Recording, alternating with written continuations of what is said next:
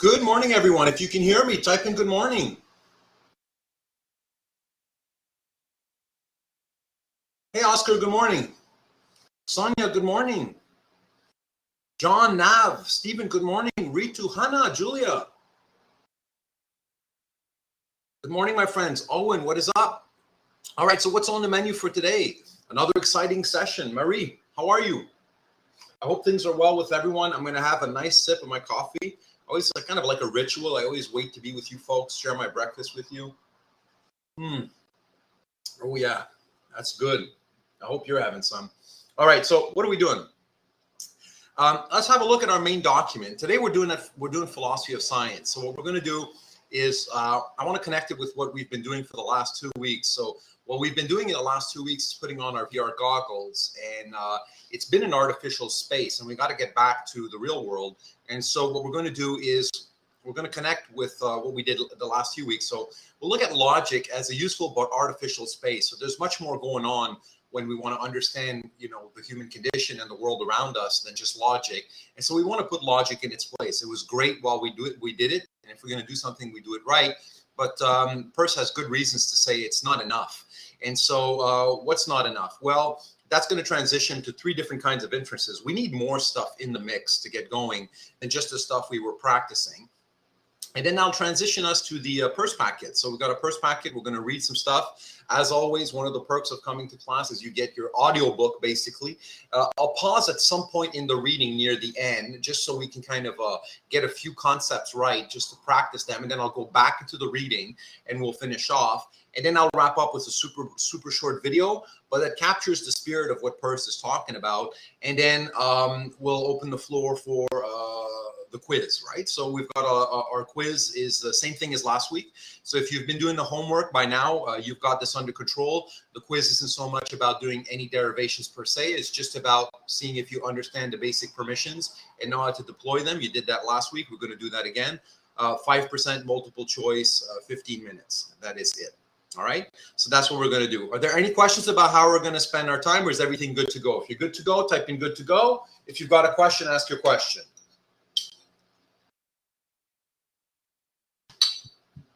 Have myself a bite to eat. Perfect. All right. So let's just have a look at our main document here.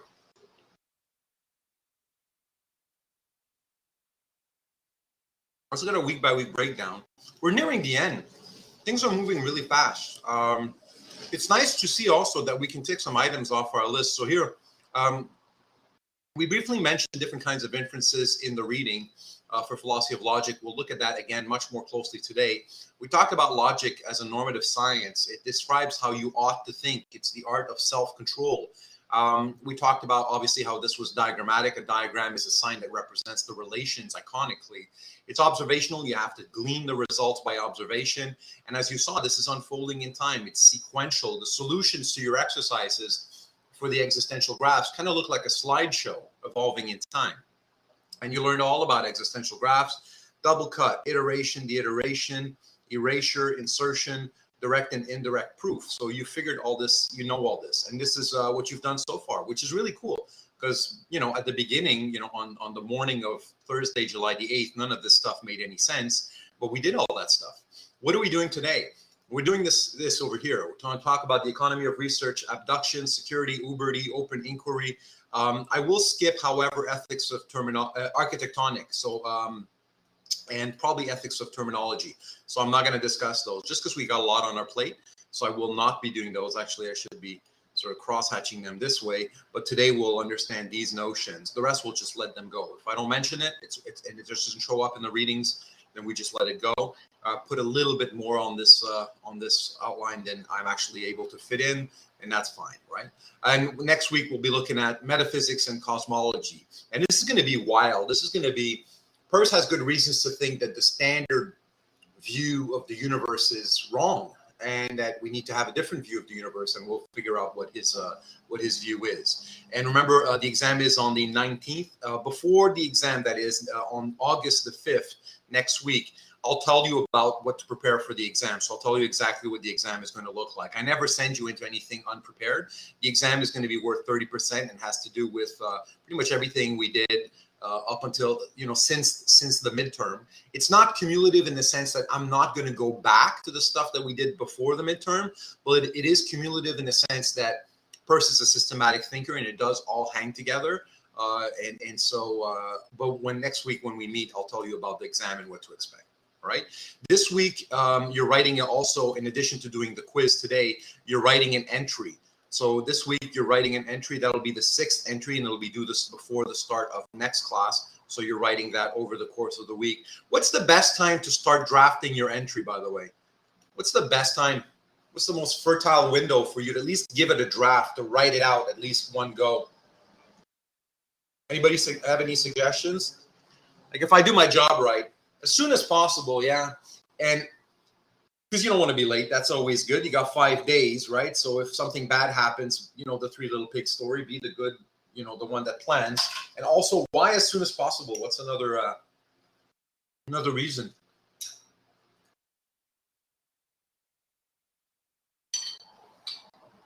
Papa Bear loves you and he wants you to perform at your best. So we need to be clear. John writes, it's fresh in your mind. Yeah, Reese writes, we've just been thinking about the material for several hours. Owen says, I like to do it after class, really rough. Saturday revise, and then I do the final edit morning. That's amazing. Well, look, the final edit on the morning's not the best thing, but certainly right after class and revising on Saturday, Owen, that looks like a good strategy. But you know your schedule better than I do. So if it's the only time you get to finally edit is on the morning of, that's better than nothing, right? And that means you've had 3 washes at it, right?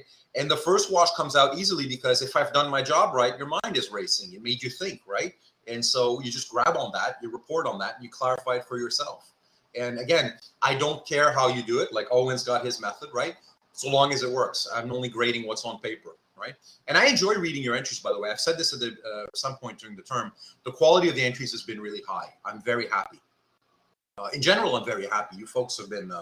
This feels like, I know it's a, what is this, a 3rd-year course? It feels like a 3rd-year course. Like you folks have brought a good level of maturity and intelligence. And I get the sense that you genuinely like philosophy and these ideas. At least the vast majority of you look really hooked on this stuff. And the quality has been really nice. So keep it up, keep it up. All right, so is that clear on what we're doing? Philosophy of science today, cosmology next week, and I'll talk about the exam and prep you, and you've got your last entry. Is that everything clear? If it's clear, type in clear. You got a question, ask your question. Again, I'd much rather open up the floor for questions. Deal with that now. Good. Shan, good morning. Andrew, good morning. All right. Philosophy of science. Excuse me, I'm still chewing. Let's transition. Logic as a useful but artificial space. All right, so we've been studying Charles Peirce's logic. He's done work in symbolic logic as well, so don't get me wrong. But really what's distinctive is his work in diagrammatic logic. And this is a cover page of one of the many volumes of his writings on existential graphs. And as we studied this, there's a page from volume 1 of Logic of the Future. Contemplation consists in using our self-control to remove us from the forcible intrusion of other thoughts. This is something that shows up in your Peirce Packet 7 on the stuff in philosophy of logic. Contemplation consists in using our self-control to remove us from the forcible intrusion of other thoughts. When we want to get clear on which inferences are good, which arguments are good or bad, and why, we need to remove the clutter. And we did that by donning our VR gear. In that big white space, there's no intrusion of other thoughts. We literally go one thought at a time. Like it's this big open space. And someone says, let's say, P, right? And they say P, whatever the hell P stands for, right? And there's no clutter there. We can all focus on what's going on. And then someone says, not Q or whatever. And again, we want to remove all the clutter. And that was important. There's a room for that, right? And so yeah, it's Peirce is full of really cool little tidbits. The man was wise, right? And so, but really, realistically speaking, I think we should view the relation as follows, kind of like this. Like think of The man was a genius. Yeah, it's not something that I want to sort of say, but I said it, but I mainly wanted to be apparent as you study, you know, over the course of the 12 weeks. At the end, you can't help but walk out and think he was a genius. But so how does this existential graph stuff in the big picture fit in the big picture? Well, one way of thinking about it is think of this this trail and this bench. You've all gone down a trail. Look, you can think of the trail as inquiry. So that's inquiry over here, right? It unfolds in time and it's full of surprises. You know, like if it's a familiar trail, it's one thing, but let's say it's unfamiliar. When you're at this stage, right, you've only gone this far because you keep going and going and going. It's full of surprises, right? Who knows what might happen? And you're traveling down this path, right? And that's life. That's the general course of the stream of consciousness, as Peirce's friend William James used to call it. You know, you're just, things are happening. Right now, this is what's happening. You're on this path. I'm talking, and I'm thereby delivering more and more contents to your conscious mind, and stuff comes into your awareness, and you're just kind of thinking, and there you go. But once in a while, we want to stop and literally stop, right? And that's why there's the bench over here. And you can think of the bench as this is where logic happens, right? Sometimes we want to say, okay, look, we've reached a point where we'd like extra clarity, right? Because doing it while we're biking, that's multitasking. It's a little too much. Figuring out as we're moving forward, trying to reason well while we're doing this. Like if I ask you to do too many things at once, like count the alphabet backward, tell me the name of your mother, you know, you might forget the name of your mother as you count the alphabet backward, right?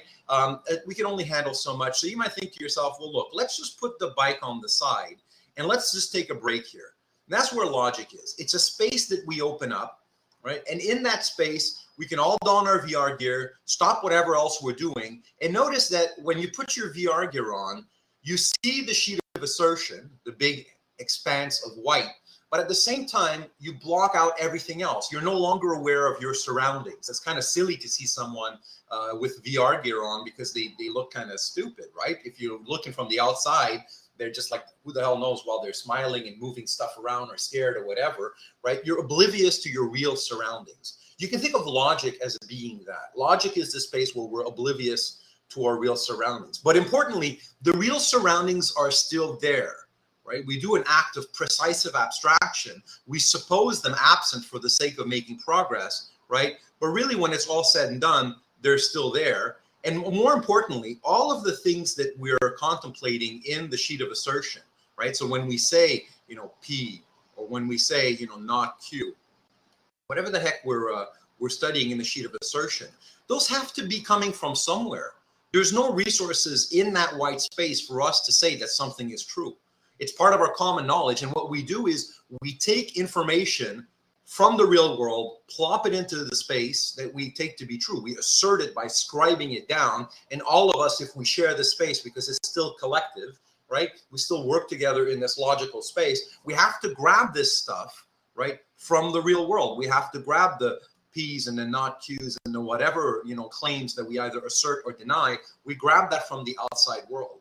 And clearly logic is not enough, because if all you had was the VR gear, you wouldn't know what to assert. You could never learn anything. If you were born in that wide environment with nothing there, you couldn't learn anything.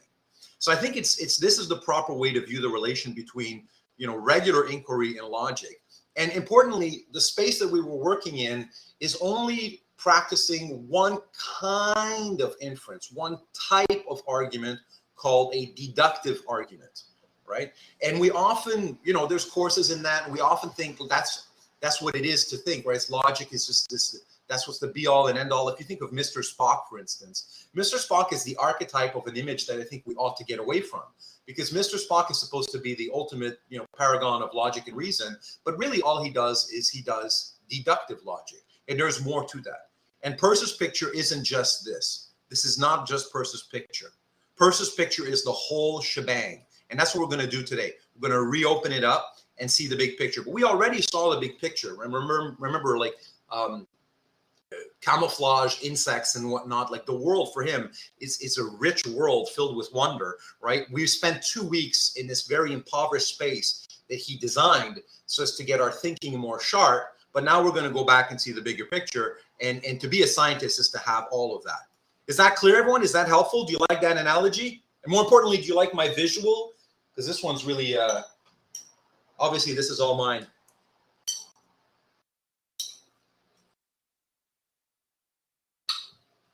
Owen asked, does this kind of allude to his theory versus action, as he mentioned at the beginning of class?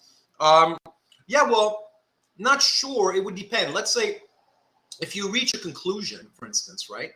The conclusion that if you really do commit to it, your commitment is going to be signaled by the fact that you actually are prepared to act on it back in the real world. So the bottom line is you learn something in the space of the sheet of assertion over here, right? But whatever it is that we've learned, once we remove our gear, life goes on. And presumably the tangible takeaway of the time that we spent in there consists in you now acting differently.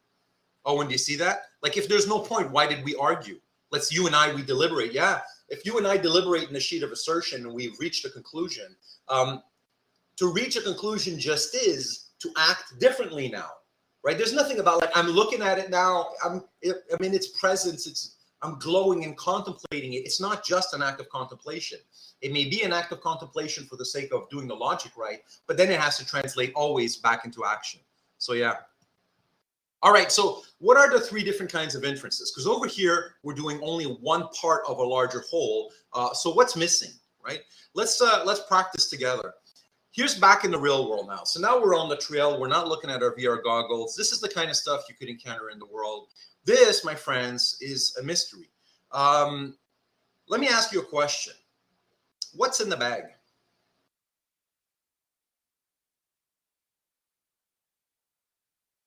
What's in this pouch?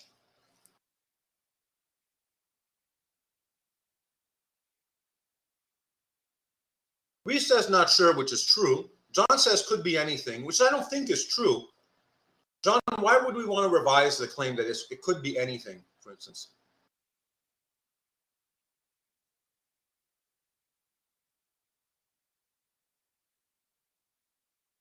Could it be a Mazda? Yeah, exactly, right? So, yeah, great. Anything that can fit in that small bag, fair enough. Owen says gold. Andrew says oxygen. Good candidate for oxygen, that's for sure. Could be a vacuum sealed in a leather bag, yeah. But going with common sense here and excluding oxygen, what's in the bag? So Owen says gold. Any other suggestions? What's in the pouch? Schrodinger, I don't think would have an answer. The answer might be there's it's indeterminate until we open it up, right? So what the heck's in the bag, my friends?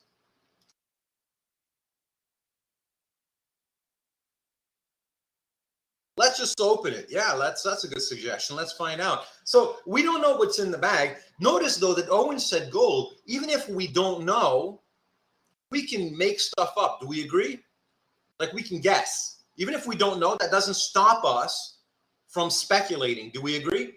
Like we don't know. We're not like, we don't know and I can't answer that request for what's in the bag. It's like we don't know and I can bullshit something, right? I can say whatever. Yeah, we can totally do that. And Owen said gold. Let's guess. Take a guess. Everyone make a guess. We are going to open it, but make a guess first.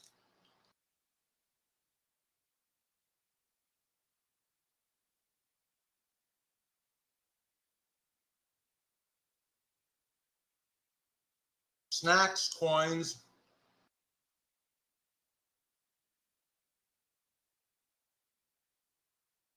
Other guesses? The blueprint for world peace. Wow.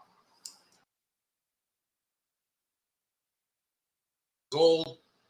A very, very sober guesses. And now, if I had to say, for instance, right, this is a situation, and I draw the following conclusion. Let's imagine I'm going to type this out, right?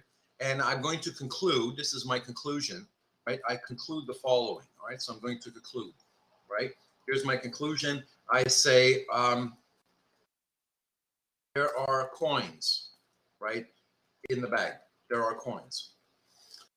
How certain are you of that conclusion at this stage? There are coins. We haven't opened the bag.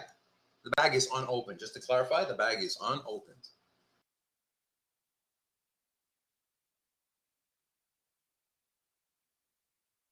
John says uncertain. Arjun says 50-50. Reese says 10%.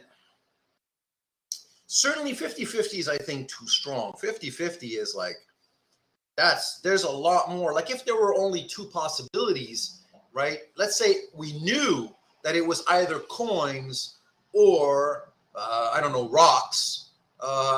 Then, and someone said there are coins. That's like flipping a coin. A coin has two sides. It'd be 50-50. But we don't know that. Yeah, we don't know that.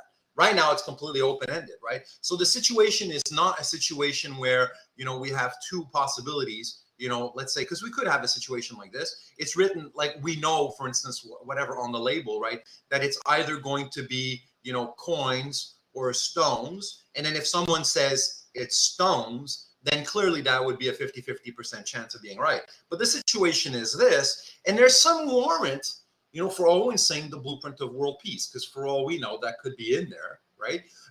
There's a little more warrant for probably saying gold or coins, or what else have folks said, snacks.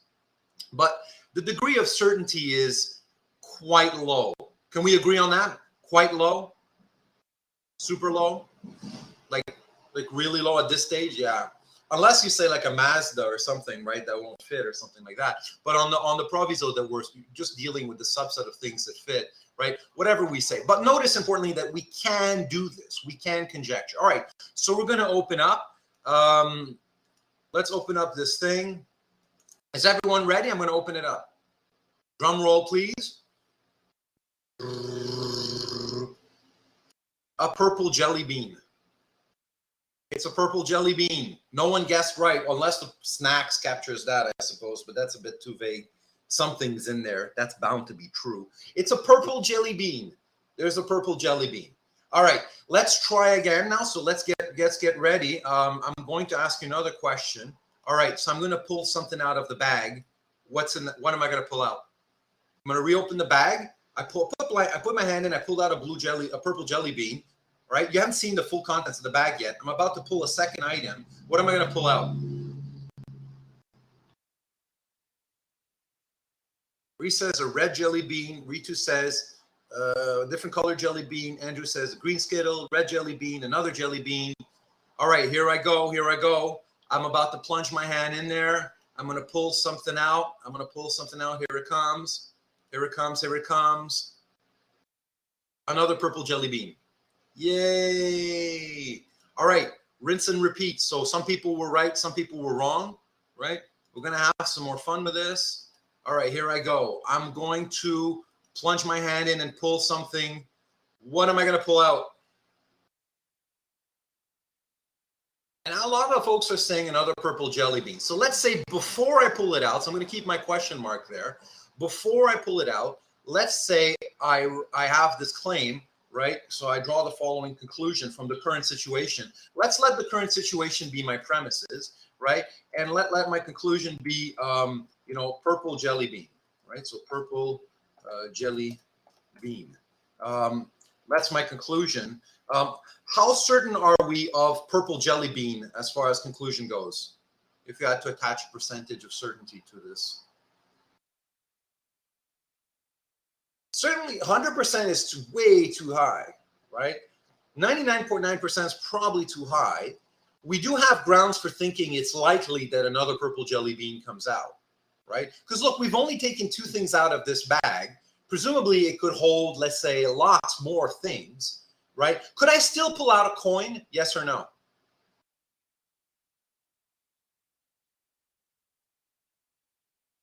All right, well, the mere fact that I can pull out a coin, why couldn't I pull out a coin, Ariana?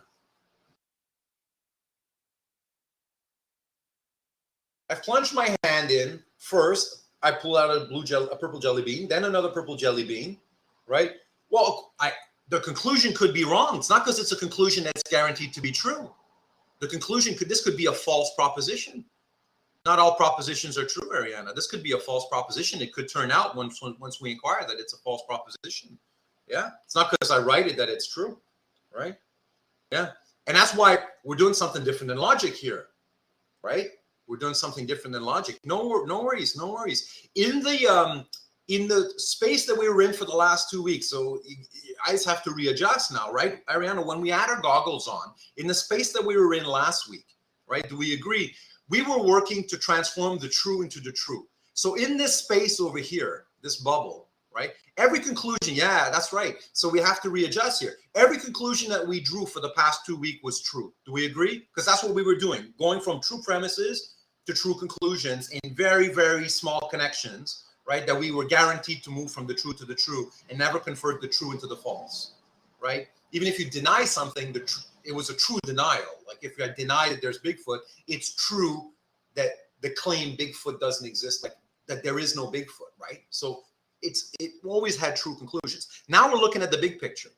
We're back into the real world, right? So we've taken off our goggles. We're back here. And on the real world, if you take out 2 blue jelly beans from a bag, there's no guarantee that you're going to have a jelly bean for the third one. Yeah, back into the old real world, right? Of which you could say the VR stuff was the real world, but this is the word I would use, a very artificial space. It's not that it's unreal. Yeah, it's artificial, right? It's like we do toy models sometimes for things. It's like a frictionless surface in physics. There's no such thing. It's an artificial construct. It's an idealization, right? There are no frictionless surfaces, but it's an artificial space and it's useful. All right, so can we agree that the claim we're going to pull out a purple jelly bean, right? After having pulled out 2 and there's still some more stuff in the bag, that it's more probable than 0, but less probable than 100? Do we agree on that? Like, let's not debate on the, how probable, but like more probable than 0. We have certainly, if we had to say now, between 2 candidates, if you had to bet a week's salary, you have only 2 possibilities. It's going to be either we're going to pull out a purple jelly bean, right, or world peace, right, the blueprint for world peace. What would you bet your week's salary on? You have no choice. Those are the only 2 options, let's say. Purple jelly bean, or we're going to pull out the blueprint to world peace. Given the circumstances, you haven't seen the rest of the bag. You've seen 2 purple jelly beans. What would you bet a week's salary on? I would certainly, I'll tell you right now, and I see John and Owen and, everyone in their right mind would pick the purple jelly bean, right? That doesn't preclude the possibility that we might be wrong, right? But still, that's where we would bet. All right, so here we go. Let's pull something out. We're about to pull it. Drum roll, please. Here we go. Here we go. Here we go. I got to set up my purple jelly bean creator. Here we go. A third purple jelly bean. And we're going to keep doing this. I'm pulling out another purple jelly bean. Another purple jelly bean. Oh, lots of purple jelly beans. 1, 2, 3, 4, 5, 6, 7, 8, 9, 10. The bag is empty. I've emptied the bag. So the bag is now empty. All right. We've seen the full contents of the bag. There were 10 purple jelly beans in the pouch. So I'll tell you what I'm going to do.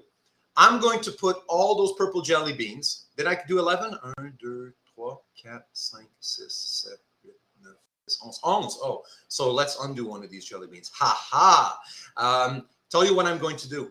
I'm going to take these purple jelly beans, all 10 of them, and I'm going to put them back into the bag. Here I go. I'm going to put them all back into the bag. Everyone sees me do it. No magic tricks. I put them all back. They're back in. All right. Let's play a game of guess what? Figure out what's in the bag. I'm about to pull something out. What am I going to pull out?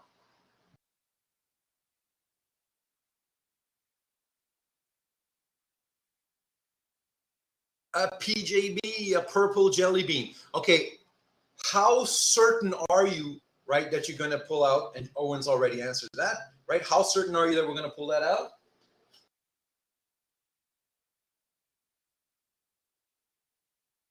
100% certain you should be, right? There's no real reason.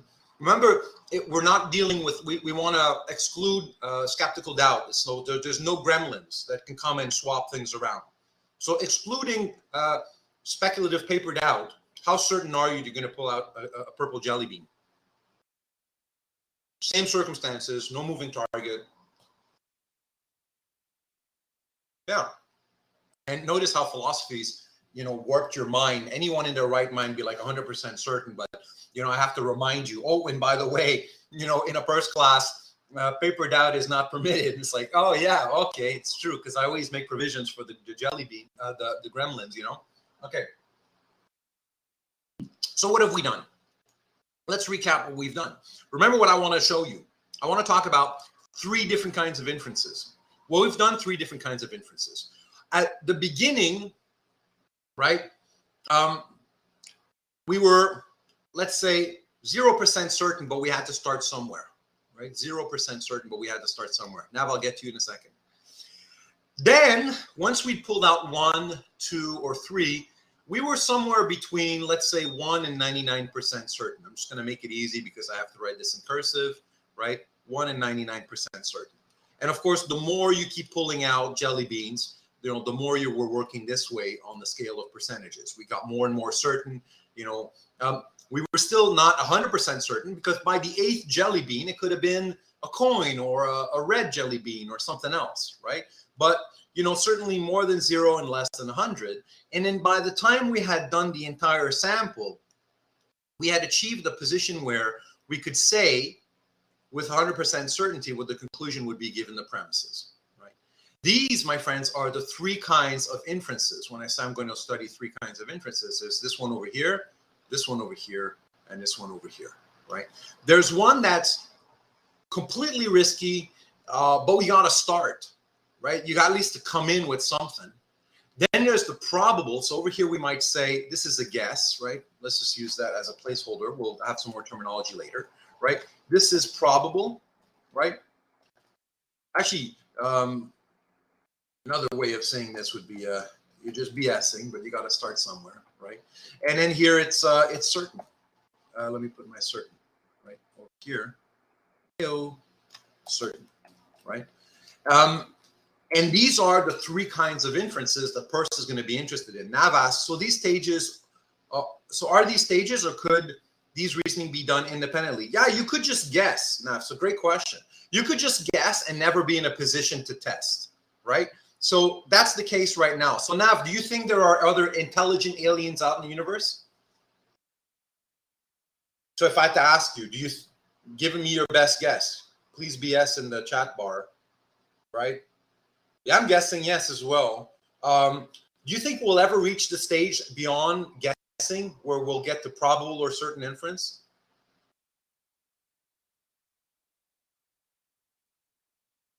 I mean, maybe in the future, hopefully, but like might not, right? And either way, when you guess, you can just stop there, right? You certainly are not in a position to stick your hand in that pouch, but you can still guess. You can't say, I remain agnostic, I don't know. You can still give it your old guess. Because look, even if you're agnostic, do we agree? If you're on the fence about, even if you claim, you say, I know that I don't know, and you don't, you know, you really don't want to have a horse in that race, and you really don't want to make a pronouncement. Out there in the world, there either is or isn't alien life that's intelligent apart from us. Do we agree?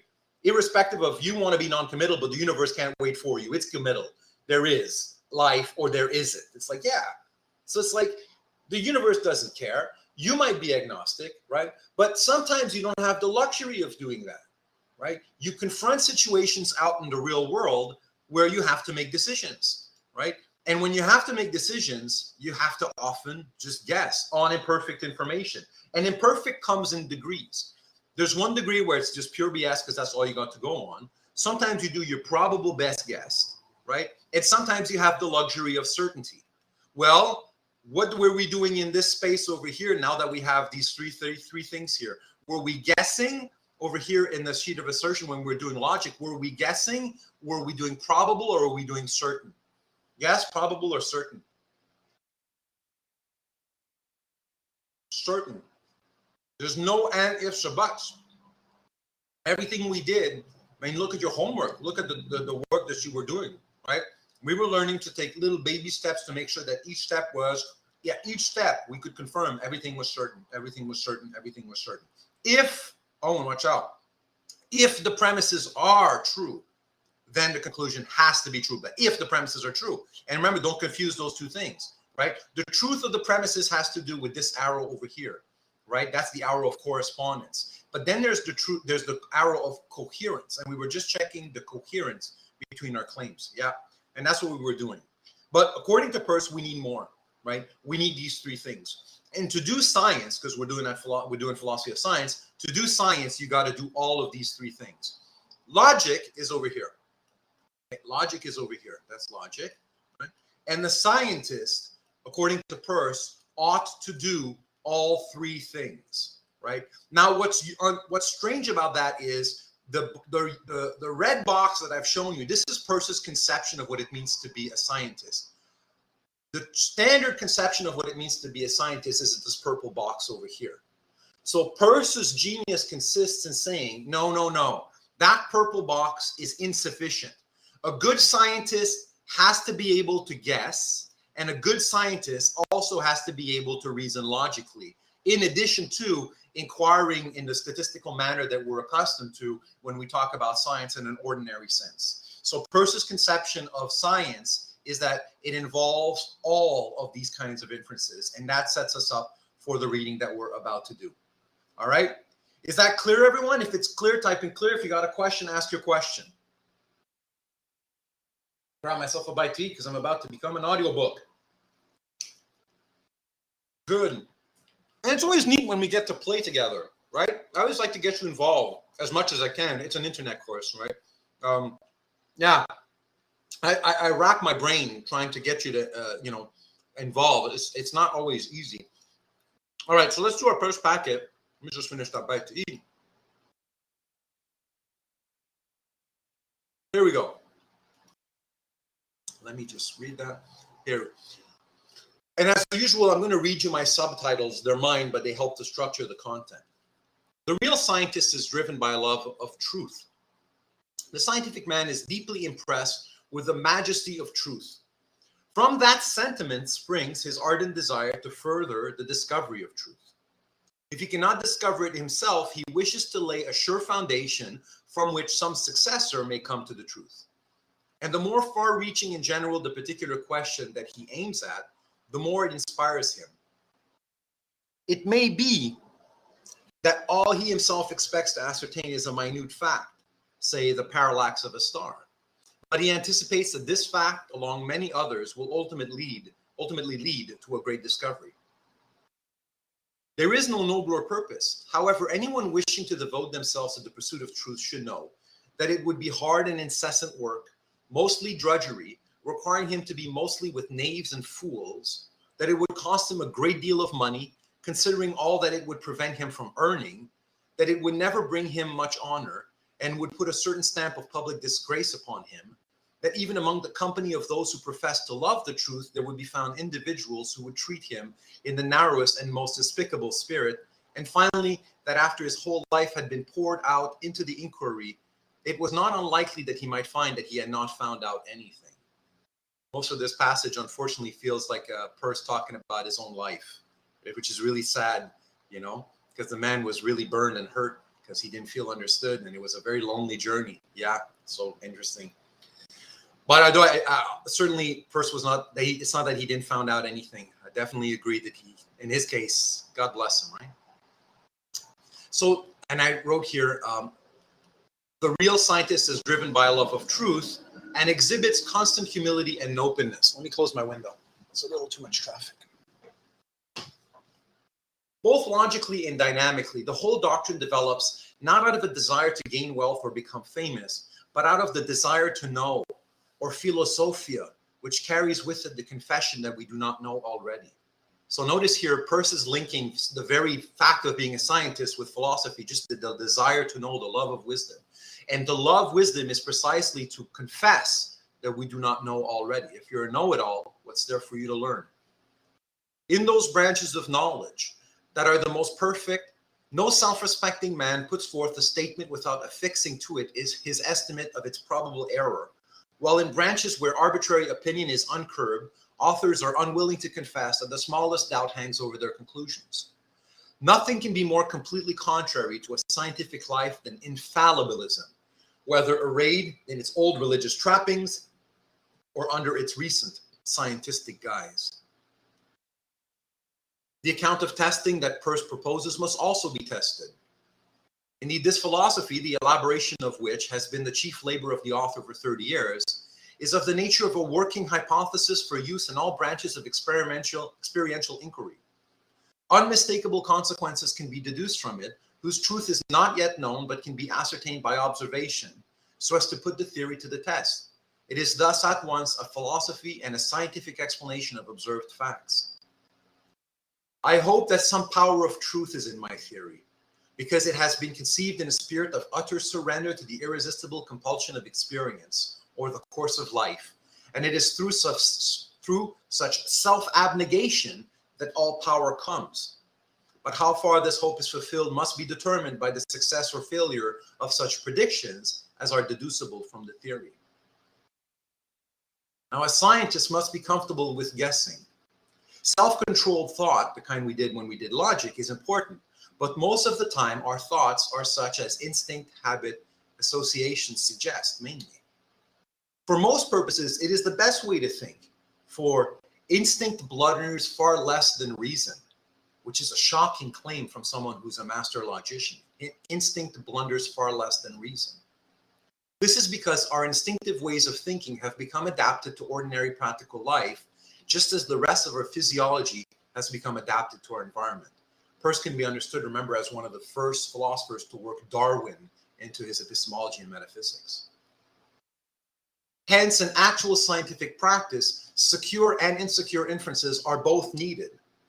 Indeed, science has an indefinite future before it, and what it aims at is to gain the greatest possible advance in knowledge in 5 centuries or 10. Instinct not being adapted to this purpose, the methods of science must be artificial. Wisdom lies in nicely discriminating the occasions for reasoning and the occasions for going by instinct. To see what I mean, consider the following example. Imagine a general besieging a city. He sits in his tent at night, preparing the details of his plan of action for the morrow.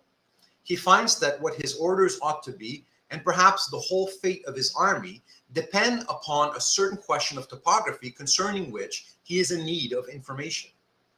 He sends for his best engineer officer, a highly scientific man, and asks how he is to ascertain the fact in question. The officer replies, "There's only one possible way of ascertaining that. So and so must be done." "How long will it take?" 2 or 3 months. The general dismisses the man of science and sends for another officer, not half so scientific, but good at guessing. What this officer shall say, the general will go by. He will adopt it as his belief. Guessing is an essential part of thought, alongside logical reasoning and statistical generalization. Formalizing the foregoing, we may say that there are 3 and only 3 essentially different kinds of reasoning, which I shall distinguish by the names deduction, induction, and abduction. By deduction, I mean reasoning which will render its conclusion as certain as its premises. That, my friends, is what we did for the last 2 weeks. Deduction. By induction, I mean a reasoning which provisionally concludes something to be true of every member of a collection, or more frequently, of whatever there may be of a definite general kind, for no other reason than that, firstly, the same thing has been found to be true of a part of that collection, or a finite collection of things of that kind. So, for instance, when we were judging the whole contents of the pouch based on, let's say, 3 jelly beans, and we would infer the whole bag is full of jelly beans, right? And secondly, that the manner in which this partial collection has come to be known to have the character which is concluded to belong to the whole compels, or at least authorizes us to regard it provisionally, approximately, and probably as an image of that whole. So, for instance, if you're tasked with testing coffee beans for Starbucks, when the boats arrive at the harbor, you don't check every single bloody coffee bean. You grab a handful at random, you see if they're fresh, and you conclude that the entire boat is fresh. That's induction. It's not a perfect conclusion, but it's statistically probable. And by abduction, I mean that kind of reasoning by which, upon finding ourselves confronted by a state of things that, taken by itself, seems almost or quite incomprehensible, or at least surprising, we're led to suppose that perhaps there is, in fact, another definite state of things, because though we do not perceive any unequivocal evidence of it, we yet perceive that this supposed state of things would shed light of reason upon the state of facts with which we are confronted, rendering it comprehensible. Now, that was a difficult passage, so Papa Bear is shooting in some examples. I once landed at a seaport in a Turkish province, and as I was walking up to the house which I was to visit, I met a man upon horseback, surrounded by 4 horsemen, holding a canopy over his head. As the governor of the province was the only personage I could think of who would be so greatly honored, I inferred that this was he. This is abduction. Surprising thing happens, and well, I'm going to guess he must be the governor. Here's another example. Fossils are found, say, remains like those of fishes, but far in the interior of the country. To explain the phenomenon, we suppose the sea once washed over this land. That's abduction. It's a guess. Guessing automatically happens at the level of perception. Another revolutionary idea that has since been picked up in philosophy of science, if you know the theory of what's called as known as theory latinus. When we perceive, an interpretation is forced upon us, but no reason for it can be given. When we experience a long series of systematically connected phenomena, suddenly the idea of the mode of connection of the system springs up in our minds, is forced upon us, and there is no warrant for it and no apparent explanation of how we were led so to view it. You may say that we put this and that together, but what brought those ideas out of the depths of consciousness?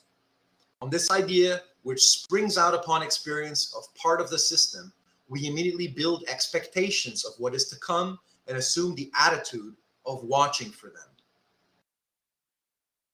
Just as the fish or the bird know by nature how to coordinate the efforts for swimming or for flying, and just as many insects know where and how to dispose of their eggs so as to best ensure they're producing new individuals, so a human by nature has a power of guessing at the truth which he has not yet experienced. We're all able to guess the contents of the bag before opening it. That's the power we have. And therefore, although we know that we cannot always guess right, yet it would be the height of folly to hesitate to accept, provisionally, any cognition which we feel an inward impulse to accept, while never losing sight of the possibility of its being false. Guesses are indispensable. We cannot inquire into everything, so investigating a given hypothesis must be worth the trouble. That which is to be done with the hypothesis guess is to trace out its consequences by deduction, to compare them with results of experiment by induction, and to discard the hypothesis and try another as soon as the first has been refuted, as it presumably will be. How long it will be before we light upon the hypothesis which shall resist all tests we cannot tell, but we hope we shall do so at last. In view of this prospect, it is plain that three considerations should determine our choice of hypothesis. In the first place, the hypothesis must be capable of being subjected to experimental testing. In the second place, the hypothesis must be such that it will explain the surprising facts we have before us, which it is the whole motive of our inquiry to rationalize. In the third place, in view of the fact that the true hypothesis is only one out of innumerable possible false ones, in view too of the enormous expensiveness of experimentation in money, time, energy, and thought, is the consideration of economy. The study that I call the economy of research considers the relations between utility and the cost of diminishing the probable error of our knowledge. Figuring out which hypotheses to investigate thus depends upon different factors: cost, the value of the thing proposed in itself, and the effect upon other projects. Under the head of cost, if a hypothesis can be put to the test of experiment with very little expense of any kind, that should be regarded as a recommendation for giving it precedence. It's cheap to test, go ahead, who cares? Under the head of value, we must place those considerations which tend toward an expectation that a given hypothesis may be true. When the hypothesis seems to us likely or unlikely, this likelihood is an indication that the hypothesis accords or discords with our preconceived ideas, and since those ideas are presumably based upon some experience, it follows that, other things being equal, we have some justification for giving the hypothesis a more urgent place in the order of precedence. So we have to pick which hypotheses we're going to investigate, and there's a rational way of choosing. And in choosing what to investigate, we have to select a mix of security and uberty. We'll define uberty, that's a new word for you. Logicians generally almost always confine what they have to say about reasoning to its correctness, by which they mean it's leaving an absolute inability to doubt the truth of a conclusion so long as the premises are assumed to be true. That's what we did with existential graphs, and that's what you do when you take a logic course. But that amounts to confining their study to deduction. When one thinks as long about certainty as I have done, one does not very often find oneself in a state of inability to doubt. It only happens when you got your VR goggles on. As a result, I think logicians should have two principal aims. First, to bring out the amount and kind of security, that is, approach to certainty, of each kind of reasoning. And second, to bring out the possible and hoped for uberty of each kind of inference. Uberty being an antonym to security that I have coined to capture not just risk, but value in productiveness. As we pass from deduction to induction to abduction, the security decreases greatly while the uberty greatly increases. So let's pause now and let's put all this stuff into practice. I'm going to use an example that Peirce just used when he was talking about abduction. So here are the three inferences: abductive inference, deductive inference, and inductive inference. And I've used the color scheme here like when you're at a stoplight, right? Green means go, red means stop, and yellow means somewhere in between, right? Well, you can think green means that it's a certain inference. So if you look at green over here, the reason why I put it in green, it's a certain inference, right? This is what we've done for the last 2 weeks, deductive inference, right? This is what we've done. And if you've taken a logic class, that's pretty much all you've studied, unless you've studied stats. Has anyone ever studied stats or taken stats in their social sciences class? So yes if you have, no if you haven't. Stats class.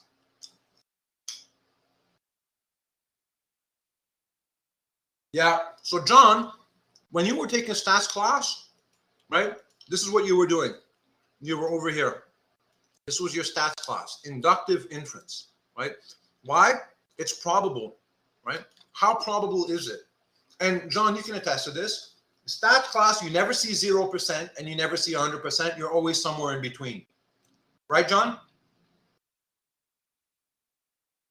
You're comparing like values in between those two dead ends, right? But stuff shows up on your radar because it's not zero. It's statistically likely, yeah. And it's rarely ever 100%, right? 100% never happens, right? But still, Peirce says, we have to also do this, right? Abductive inference. And abductive inference is to guess, right? So what I'm going to do is I'm going to show you his account using his example. Remember, I'll just go back and read the example again, right? Just so we remind ourselves what it was. Here we go. Right. Fossils are found. Here. Fossils are found, say, remains like those of fishes, but far into the interior of the country. To explain the phenomenon, we suppose that the sea once washed over this land. So that's an inference that's abductive, and that's an example that Peirce gives. Let's go back and work through the sequence of how all this ties together. Ariana writes, for abduction, can you say there is craters on the moon, and probably because it's been hit by something in space or meteors, or is it deductive because research claiming it is so? That would be an abduction. So that would be an abduction.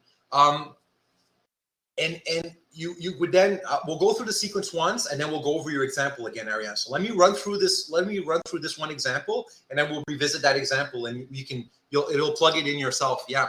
So here's the. Let me zoom in now. Right. It's a great question, Ariane, and I like that you want to apply it right away, which is terrific. Here's an argument. So notice here in this red box you have an argument. Right. These are the premises. You got two premises. The first premise is fossil. There are fossils that are found. And notice I put a question mark. Why do I put a question mark? What do you think not question mark, exclamation mark. Why do you think I put an exclamation mark next to fossil? Use some of the ideas that we've encountered so far in the class.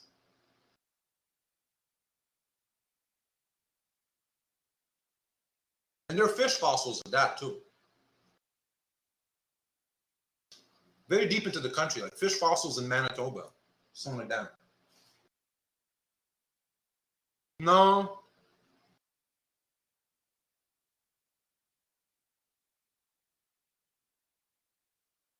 What's the opposite of paper doubt?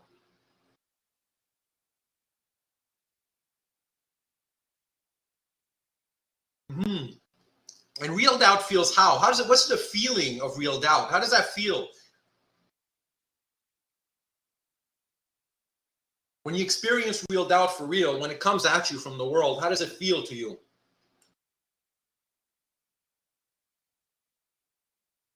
Is it like, real doubt, or is it something else? It's like, there's a sense of surprise, right? There's a sense, it's exciting. It requires your attention. You're on high alert. It's like, holy crap, I didn't see this coming, right? Did you see that coming? It's like you're walking around in Manitoba in the middle of a, what looks like a very dry place, and you see a fossil, which is a pretty surprising event, and moreover, a fossil of fish, for crying out loud, like a shark or something like that. And you're like, holy crap. So the reason why I put this exclamation mark here is it all begins with real doubt. It all ties in with what we did earlier. This is a surprising experience. You didn't see it coming. It's surprising, but it's there. It's staring you in the face, and that's your first premise, right? There's a fish fossil in very deep into the dry country. It's like, all right. And now we need to explain this surprising fact. So we need to start inquiring, because remember, after real doubt comes inquiry, right? So now inquiry's been triggered. We got to figure this out. Well, how do we figure out? We figure out by guessing, right? Here's a guess. Here's a guess. If there would have been water, right? If this were true, this is a conditional. So if then, right? Just like when we were doing existential graphs, right? Only using the vocabulary, the symbols of symbolic logic. This is a conditional. So if then. Right? So if there were water earlier at this location, then that would perfectly explain why there's a fossil. Therefore, there was water here before. And so if you've done some logic before, if all of you have done logic, those of you who've done logic before, let's call this over here. I'm just going to use my eraser here just so you can see it a little bit more. If you've been trained in logic, you're used to thinking in terms of symbols. Let's call this this first premise F. Right? Let's call this second premise if W, then F. Right? And let's call this conclusion W. Those of you who've done formal logic, is this valid? No, it's not valid at all. It's the fallacy of the affirmation of the consequent. This is not valid. Those of you who haven't done formal logic, you have done existential graphs with me. So let's now rephrase that same question using existential graphs. So what would it look like? It would look like this. You have this in your sheet of assertion. If F, then W. Actually, I'm going to make myself a slightly larger circle here. Let me zoom in a bit. I want a bit more space. All right. If F, then W. Let me type that in. That's, if W, then F. If W, then F. That's my second premise, right?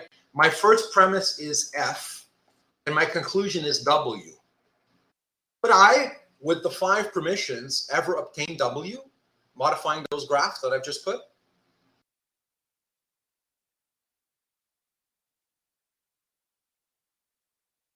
If you think I can, tell me how, right? Give me my instructions. Yeah, you couldn't do it. You can't do it. It's not a valid argument. There's no way you can obtain a standalone W on the sheet of assertion, right? I mean, if you were to deiterate, let's do a little practice for the quiz, right? Would this be permitted, what I just did? Why is it not permitted? The correct answer is it's not permitted. Why is it not permitted?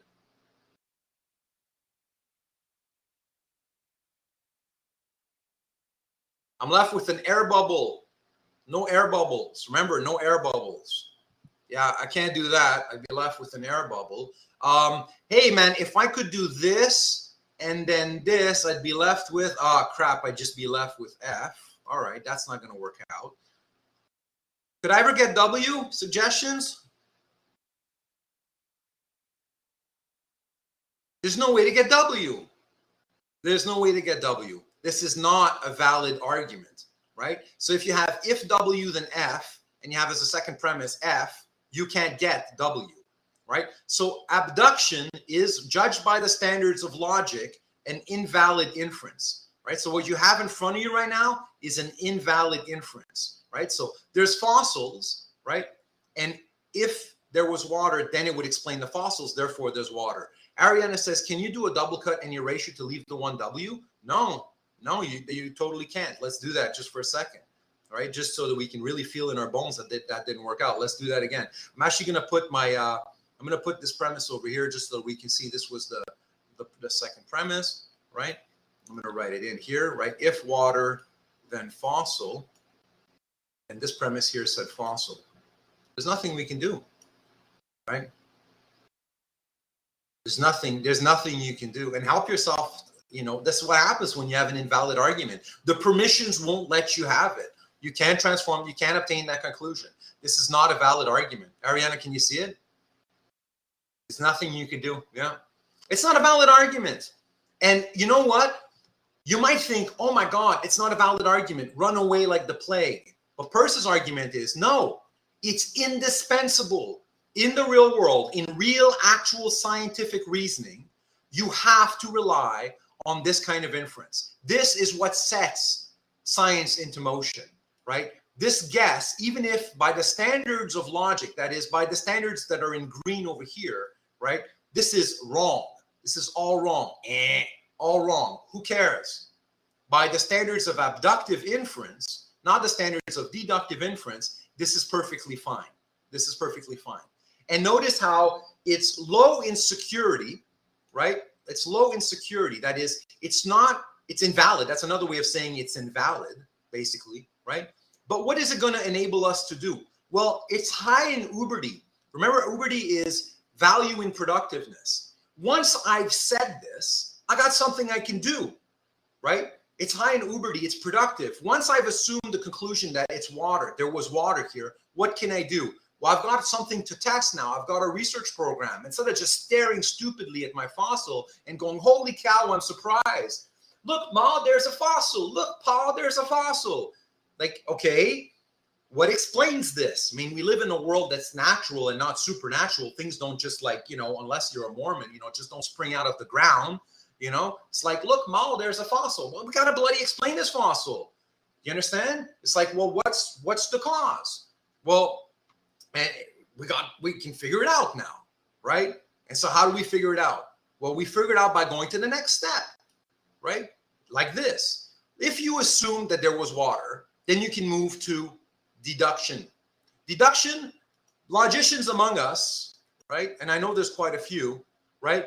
If W, then E, W, therefore E. Is this a valid argument in the green box?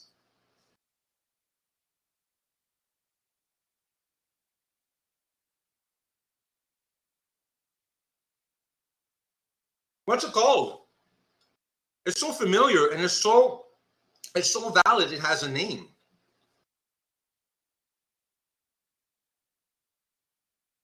Yeah. Yeah. And by the way, I just want to go back just one step, by the way. If I were to give a miraculous explanation to the fossil, which I could do, by the way, right? Instead of water, for instance, I could go and I could do this, right? Let me write in a new thing. I said it's a miracle. So let's it's a miracle. All right. What can I do after that? I see something surprising and I say, it's a miracle. What's next?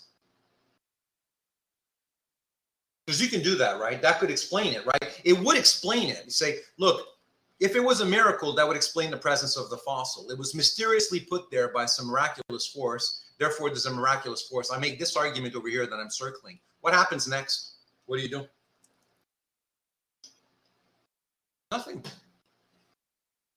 There's not like there's miraculous appeals, so far as they go, by the way, because I just kept thinking about the Mormons. Go ahead and do it. It does explain the world to a certain extent. But there's nothing you can further do to establish it. It's like giving up. It's like another way. This is like another way of saying fossils, exclamation mark. It really doesn't make much, right? But we're taking a different approach here. The scientific approach is to rule out the supernatural and to say, okay, there must be a natural explanation. Maybe that's because there was water. Well, that would explain it. That would explain it. I mean, think about it. That's a beautiful supposition, right? All right, so it was water. Well, if there's water, then that means there was erosion, right? And there was water. I've already established that, right? So let's say I've already established this here. One of the things we know about water, by the way, is that if there's water, there's erosion. So once you couple that with background knowledge, here's your background knowledge, right? Wherever there's water, there's erosion, because water erodes stuff. That's part of your background knowledge, which is still there, right? Then you can infer that there ought to be erosion, right? You can infer that. Someone wanted to do the existential graph of that. Let's do it. Let's do it, right? If water and erosion, water, please get to the erosion, get to standalone E. Suggestions on interest rules, permissions. Tell me my permissions. I'll do it just because we're going to deiterate. Deiterate what? Deiterate the W. There we go. I'm going to deiterate the W. Then what?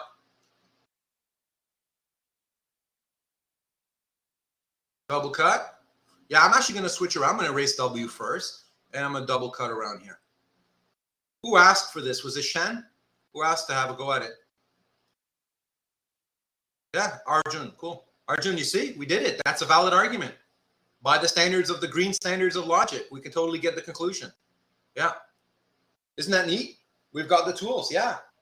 Awesome.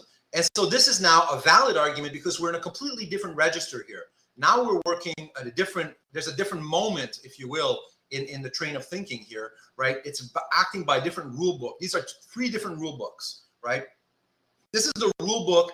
Well, we'll see next week what rule book abduction plays by. It's a very strange rule book, and it's mysterious AF.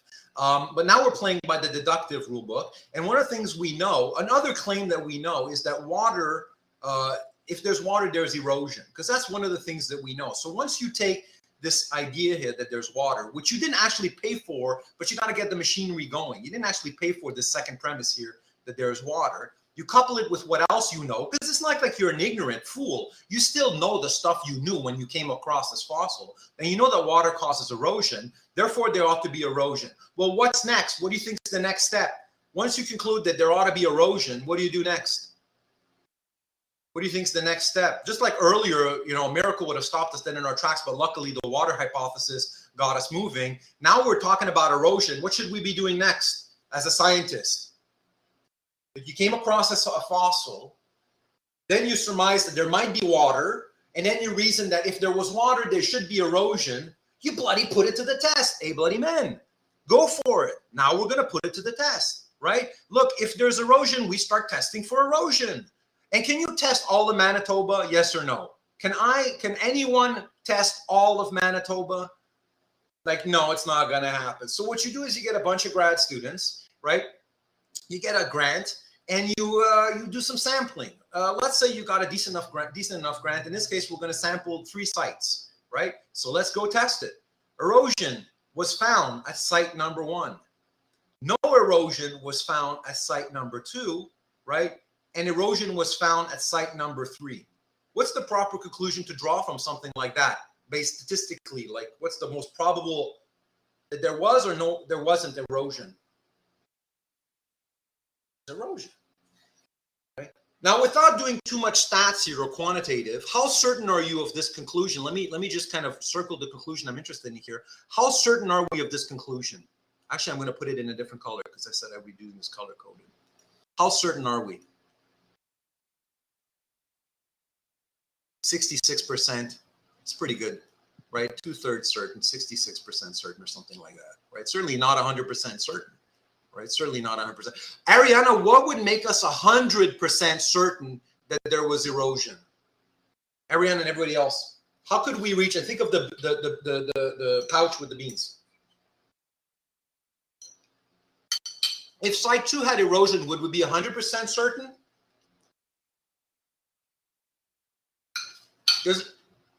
There's still, excuse me, there's still 3 sites for all of Alberta. I mean, 66 is a made-up number, right? That's not exactly how it goes. Take your stats course. There's something between, 1 and 99.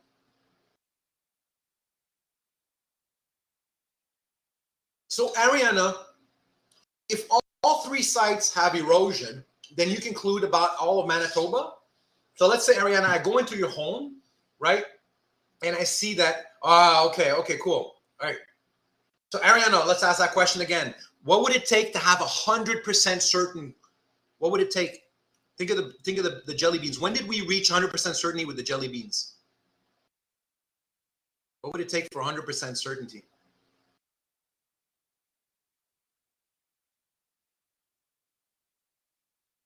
When all of them were purple. So for the case of Manitoba, you'd have to, and again, there's no one has the budget to do this, but what would you have for 100% certainty? You'd have to comb the whole, it'd be like that Spaceball scene where it combed the desert and the folks are literally combing the desert. You'd have to comb out Manitoba, right? You'd have to empty the bag. Exactly. You'd have to do every bloody inch and go, see, there was erosion. There's no way that's going to happen. We ain't found shit, right? It wouldn't be there for those of you who are Spaceball fans like myself and Elon Musk and a good many millions of people. All right. So it's not going to, it's like counting the blades of grass, right? May the Schwartz be with you. All right. So you will notice here, 100% ain't a possibility. All right. Yeah, it's not a possibility. So notice how now, though, when we reach this, right? Well, now we have even better reason. So it loops back. We have better reason to think that the water hypothesis is more than a hypothesis, right? And notice when we were doing this here, right? When we were doing abductive inference, security was low, but uberty was high because it got stuff into gear. When we were doing this here, security was high, but this was stupid. It didn't say anything about anything. It was just it happening in the vacuum of space, right? In the vacuum of our sheet of assertion. Right? It's like, this is elementary, but it doesn't tell us much, right? Because everything's kind of already been given in the premises. You're not learning much. You're just recombining things and that's all you've done. It's just recombining what you already had said was true. It's like, whoopee hell do, right? It's like you already said this was true, and then you recombine things in a way that's still true. Well, no S. It's like, of course you're going to end up with the truth, right? So there's not much uberty, right? And Ariana, right, this explains how doing just deductive is not enough. You got to do all three, which means that someone like Descartes was wrong. Because what's Descartes? He's like, I only am going to trust 100%. All right, so how would Descartes feel about this? Abductive inference, just guessing in his philosophy. It's like guessing. Would he find that admissible or inadmissible in Descartes' philosophy? Admissible or inadmissible? Completely inadmissible, not worthwhile. Like, what the hell are you talking about? Guessing?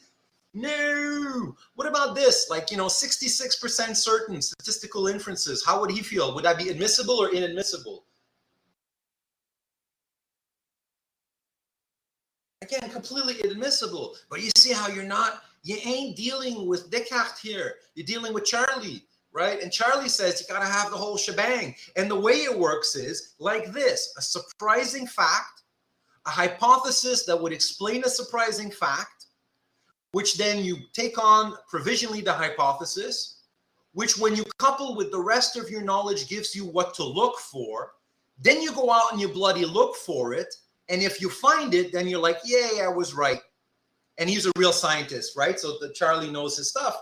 Good old Charlie was an actual practicing scientist. And what he baked into his philosophy of science was an account of actual scientific practice. Now, what happens if, let's just have some fun here for a second. What happens if there's no erosion at site 3?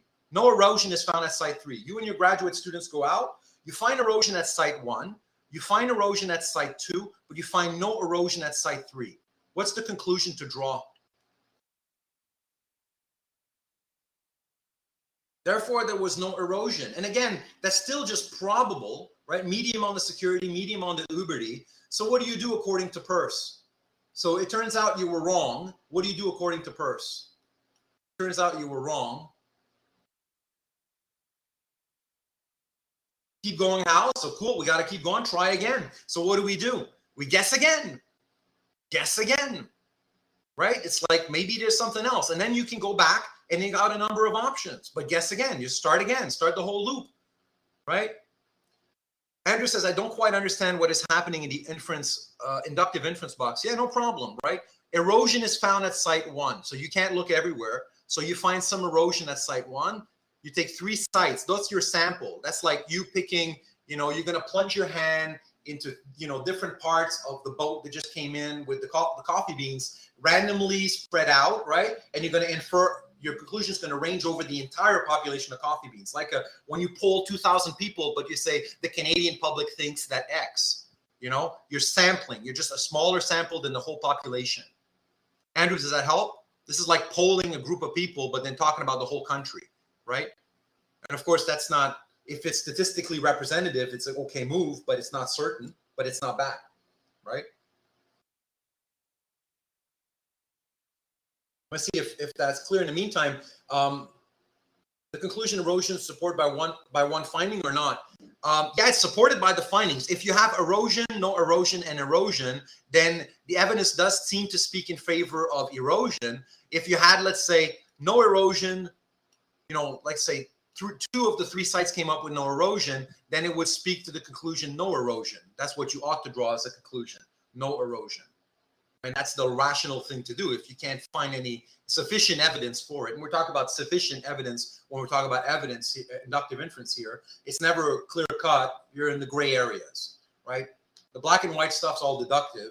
Here you're just in the gray zone. That's the gray zone. Yeah. And Owen says this is why Peirce is a mad scientist. He just kept going his whole life, worked super hard. That's what all scientists do according to Peirce. And Ariana writes, it's like doing a survey about a thing and they don't take everyone's answer, just a small sample. Exactly, Ariana. Exactly. That's where we see stats, you know, like polling, for instance, right? That's where in the social sciences, right? And so, yeah. And Owen says, this is interesting, and I'll go for that. I just feel like you can easily go crazy if you commit yourself to this model because you may never reach an end. Why would that drive you crazy? Like, why would that?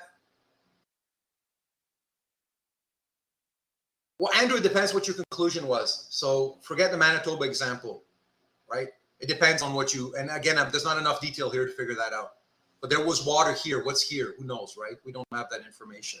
But Owen says, it just feels like you can easily go crazy if you commit yourself to this model because you may never reach an end. Yeah, you'll never reach an end. Okay, I want a clear outcome. If ever I never figured out, it would really bug me. But what's, okay, so it bugs you. Owen, welcome to the human condition. You'll never have that kind of certainty. So what's the next best thing? Unless you want to spend your whole life in a VR gear, right? Yeah, you can try. I mean, it's the next best thing. You understand? It's not perfect, but it's this loop, right? This thing, go back and guess again. And then, and if it works, it doesn't work, you know. If it works, stay there. You did it, right? But it's the next best thing. And according to Peirce, as you keep going through this, at least if you make a mistake, what happens? So let's say you not make a mistake. You find out you were wrong. You didn't make a mistake. You did everything right. And you find out there was no erosion, right? And then as a result, the most probable explanation is there was no erosion. You go back and guess again. Are you moving forward, staying still, or moving backward? Forward still or backward? You're moving forward. At least there's one less error. There's one less falsehood, right? You've learned something. You're less dumber, right? And that's how we're inching towards this progression, right? The end of inquiry, this truth that's waiting us at the end. Yeah.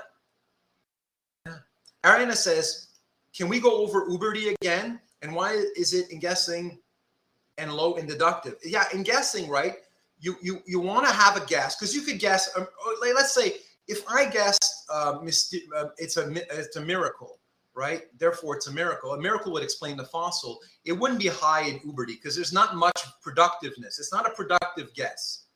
Can you see that, Ariana? There was nowhere to go. Remember when we said that? There's not much you can do, right? A productive guess is one where, and we'll get back to the reading and we'll have more examples. A productive guess is one that it gives you a lot to work with, right? So, for instance, if you come in and your house has been, you see all your stuff turned upside down and you say, I was robbed, right? You can do that. It gives you a lot of things to do. But if you say invisible gremlins moved around all my furniture and tossed around my clothes, or a black hole, a minute, cosmic singularity rushed through my room and my home alone, or some weird guess that makes no sense, some weird hypothesis, it's not like you get to call the cops after that. There's nothing for you to investigate.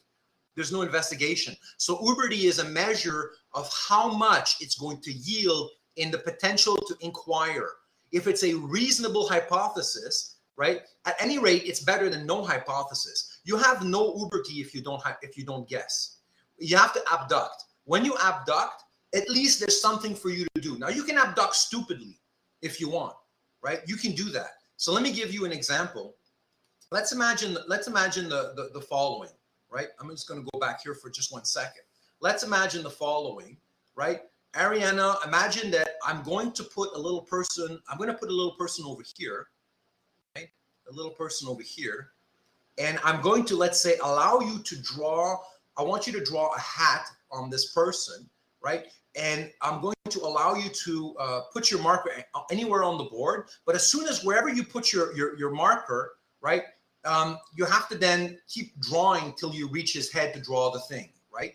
And now I've shown you where he is. And let's say you can decide, I'm going to do it for you. Let's imagine this is you, this little red dot. Can you see that red dot, Ariana?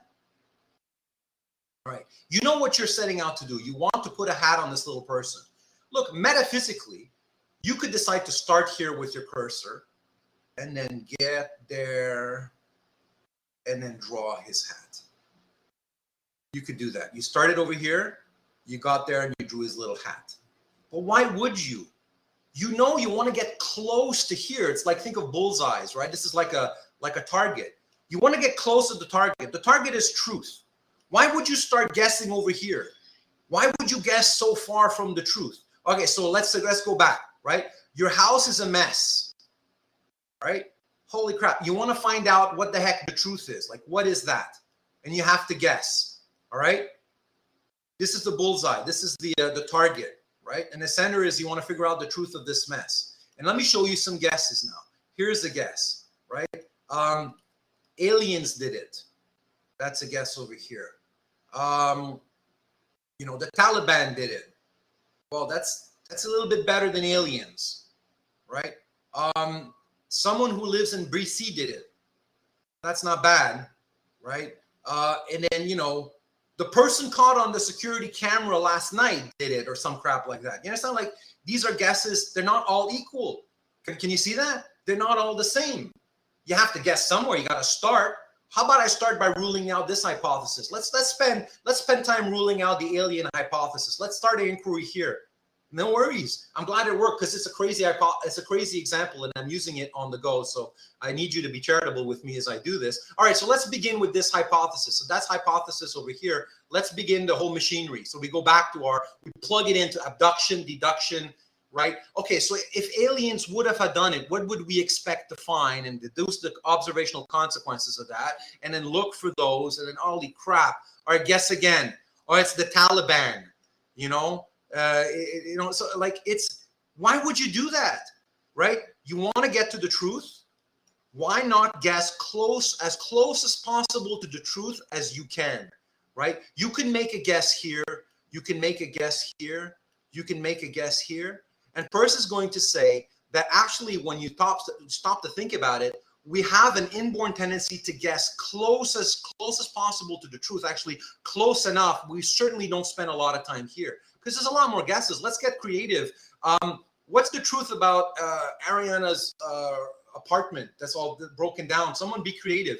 Give me some more hypotheses. What could explain it?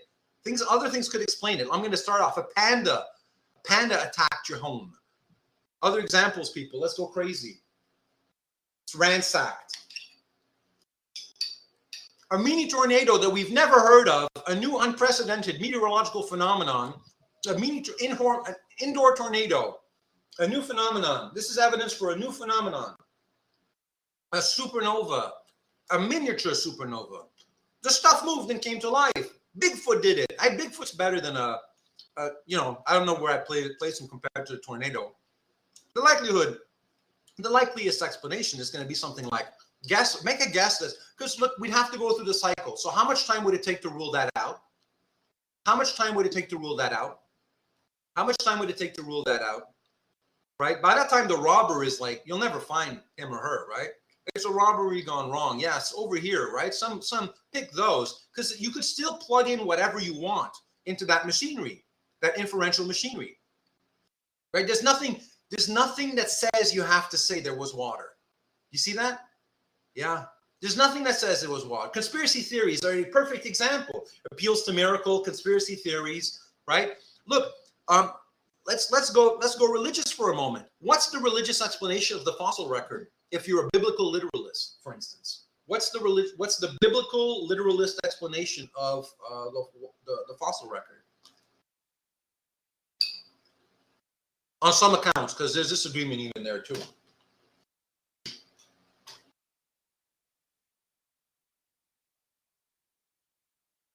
On some accounts, God just put it there to mess us up. On some accounts, it's the flood, right? Look, if it was the flood, and I mean the flood, like Noah's Ark flood, like, yeah, hey man, let's go for it. You know what? God bless you. If you're gonna say it's the flood, fair enough, man. It could have been the flood. Okay, then what?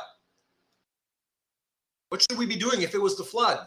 No, let's go there. Let's plug it into the machinery. Let's say it was the flood. So you said it was the bloody flood, the deluge, right? So sorry, it's going to be another F here. Let's say Noah's the flood. So I'm going to put an N, right? This is the bloody Noah's flood. This is Noah's Ark, the whole shebang. If this were true, if it was Noah's, we ought to be looking for something. What should we be looking for? Give me a research program here. What are some of the consequences of that? If there was such a thing as the flood, there would be more than just the fossil that would explain it. There are other things we ought to look for in the world, right? And look for them. Again, look for them. And you're going to have to eventually rule out that hypothesis unless you're committed to it, dogmatically for religious reasons, which is not the way to go according to Peirce, right?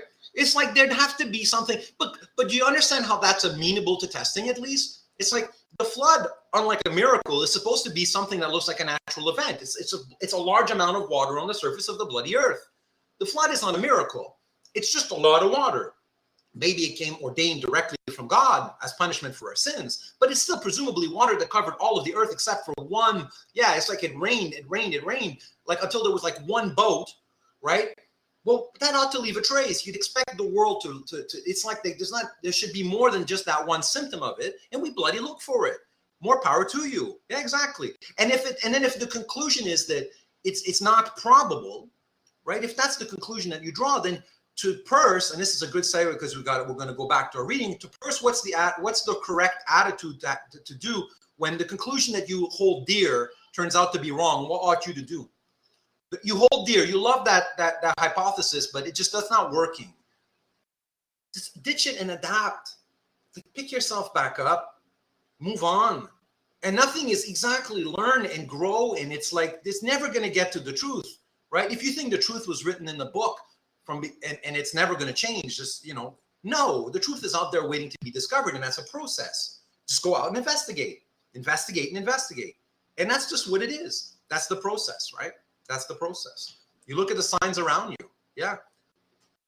Right. And notice this is a sign, right? Again, let's tie this with semiotics for a second. It's a sign of what object, right? It's a sign of what object? This is a sign vehicle. It's a sign of what object? And you're going to interpret it. That's the I over here. I'm going to interpret it as a sign of water. Because if there was water, that would explain the fossil. This is semiosis. This entire thing is semiosis. So all of this can be reset in semiotic terms. This all ties in. We're doing the same thing with a different language. His philosophy of science is that scientists are engaged in semiosis, which is the art of interpreting signs. We're just still figuring stuff out. That's it. Yeah. Sundish writes, big things that bug me about religion is that once it's proven false, Earth being 8,000 years old or something, they don't think to question the credibility of the rest of the religious texts. But of course, that's what's problematic, that religious attitude. And we just had, let's go back to the text just for a second, right? Let's go back and then we'll continue our reading, right? Look at the very beginning of our reading, and this is going to tie in with I don't want to do a poll, so I don't know why. I just clicked on this. All right, over here at the top, right? Nothing can be more completely contrary to a scientific life than infallibilism, whether arrayed in its old religious trappings or under its recent scientific guise.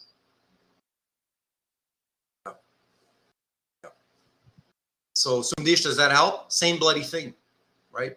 So nothing could be worse. Yeah, that's infallibilism. I'm never wrong. It just can't be wrong. This book is infallible.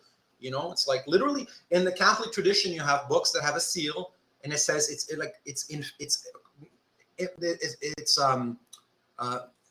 there's no mistakes in here. It's called an imprimatur, right? And the Pope's supposed to be infallible. Ariana, the quiz is going to be like last week, just like last week. Yeah, no different, no different. Now, just you get a second chance at bat. That's it. That's it. All right, so let's continue the reading. My friends, was this helpful? We went through the machinery. Was this helpful? And we can plug in Ariana's thing. Yeah. So Ariana was, there are craters, right?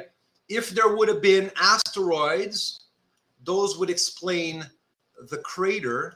Therefore, there are asteroids. Well, there are asteroids. What else do we know about asteroids? If there were asteroids, then what's another consequence of that? There being asteroids, like what else would we expect to find? Someone who knows a little bit more about that kind of stuff. Comets, nah. Like if there were asteroids that had hit the moon, right? And those caused the craters, because there are craters on the moon, we all see them, right? If there were asteroids that hit them, then there would be craters.